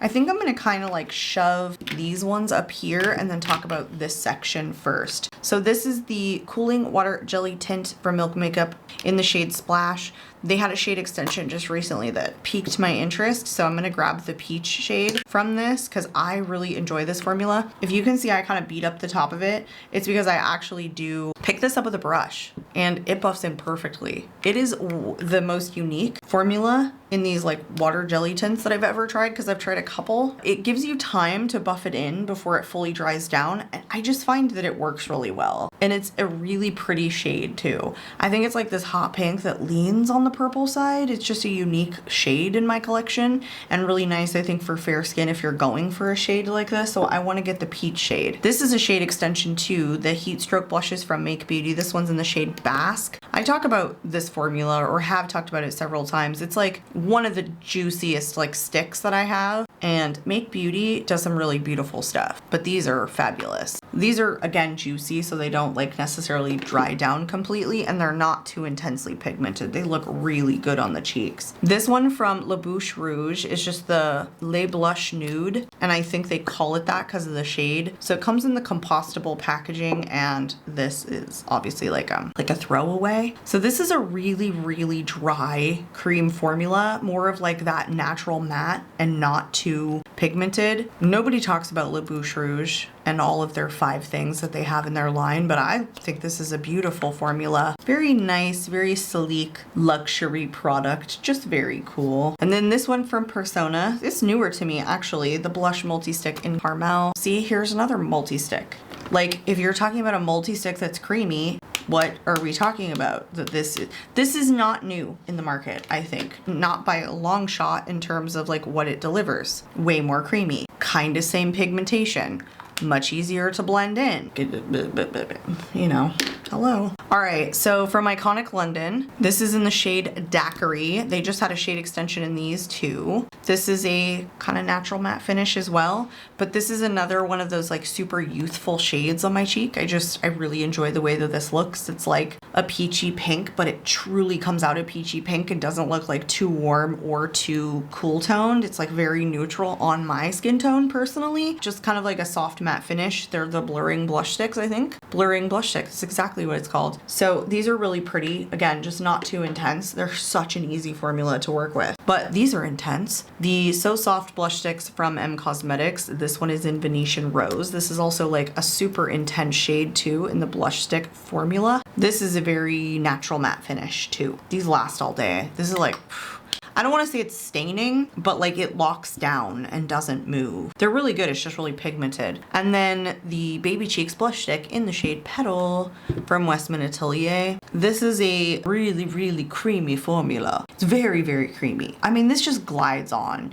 You could swipe these onto your cheeks and like bounce it in. Most of these other ones, I would honestly just pick up with a brush, but this one you could draw straight on. It's that creamy, but honestly, it's still like a natural finish. It's like right in between. I guess that's what I mean by a natural finish, when it's not too dry on its finish, but then not glowy either, or glossy rather. This is one of my favorite, the Nudies Matte plus Glow Core in Peach Pearl. I have 2, that's right. I have Rose Glow. Yes, I love these formula because they're like what the matte pigment gives me, or the matte blush stick pigment gives me, but then they're juicy looking. They're really glowy on the cheek. They just have like a lot of glycerin. Like, what is the property or ingredient that just makes a stick glowy, or anything just really juicy? Can you see how like juicy they remain? But they can be pretty intensely pigmented. So I say that you kind of gotta go in light-handed. A lot of these shades are on like the deeper side, I will say. These last 4 here, I'm pretty sure these are the last 4 that I have in these little sticks. I don't know, I stepped away for a minute. From REM Beauty, the Cheek and Lipstick in Audition. I love this formula. This is more of like a matte finish, but it's so creamy. And even though it's pigmented, it's not too intense. It just doesn't look flat. Like, see how that buffs in? Sorry, so good. I don't use this stick enough, but part of the reason is the shade. It's a little bit terracotta for me. That's like how it looks on the cheeks. So I thought about getting a lighter shade. I don't know how much product is in here, but I haven't used this a ton because of the color. So there's just an awful lot, you know, for me to go and get like a whole other shade. Plus I have a million blush, but this is a formula that I would get more in because I really enjoy it. This one from Purlisse is new to me. It's the Blush Glow BB Cheek and Lip Cream Blush and Lip Color, long name, in Nude Sugar. This is a really good formula too. It's kind of more juicy than anything. It's like Blush and Glow. So I don't know, I really like this. It's kind of similar to like the Pat McGrath or like the House Labs in that it's kind of juicy, but it's like cheaper and you can get it on Amazon. These ones from AF94, I think you can now get in Ulta, but I got these at Walmart. These are the Playdate multi-use cheek and lip colors. So it's the more affordable line of About Face. And then I had First Prize in the orange shade and then If You Dare in the purple shade. This is a much drier formula. It's kind of like her blush balms and how they kind of dry down to this natural finish, but these are less emollient. They just are a drier stick. Both of these are gorgeous. They're just a natural finish. They're not too flat, but they're like powdery. So they're really weird, really interesting. I think you can go really heavy with these, like when you're applying them, and it's never too much because they're just not too intensely pigmented. And you know how I feel about purple shades. So every single time I think about a purple blush, this is the first one I think of. Not the one from About Face and the blush balms. This is always the one that I think of because it comes out way more purple on my cheeks and then buffs out pink. This is not very white based. So really, really good shade in If You Dare. Oh, and by the way, I forgot to mention, these have like little pearls in them. It's kind of hard to see, but these aren't like a fully matte finish. They have pearlescence. All right, I'm so sorry that the screen is cluttered, but these are the last of the blush sticks that I have, just like in this. So I have two from Merit. These are called the Flush Balms. That's it. I thought there was more. Cheeky and then Beverly Hills. I got Cheeky in PR from the brand, which was really nice. And this is like a really nice like pink shade when it comes out. Whereas like Beverly Hills, I don't know, it's a lot warmer. There it is. It's just much warmer on my cheeks, and this is like a cooler tone, but this is like lighter and less berry. It's like more pink. So listen, I like these a lot more than I used to when I first tried them. Merit is very clean beauty. It's very minimalistic makeup. So there's not a shit ton of pigment here, and these do not last long at all. So if you're looking for that, that's just not where Merit lives. It's just not Merit. I'm trying not to use the word vibe because it just sounds uneducated, but that is pretty much it. You know, all of their stuff is just very light, very minimalistic. So I have not been a huge fan of these. They fade pretty fast. So like that's the downside. If you wanted something that was lightly pigmented, it gives it to you, but it's just a very, very short lasting formula. Where these ones from Moira Beauty, they're a little bit more pigmented. They're called the Soft Blush Balms, and they also last longer. These I prefer more. They're blush balmy too, but they still have more pigment. So Dreamer is this shade, which I was trying to get like one pink, one peach, and then this one is in Talk to Me. They were obviously duping the Merit sticks, but see how they're just more pigmented and they're less balmy too, so they're not quite as juicy. And I think they kind of had to be that way in order to last longer on the cheeks, but still not matte. I mean, they still have an emollients to them. They're just longer lasting. So they're a more amplified version, and I prefer these more, and a fraction of the cost.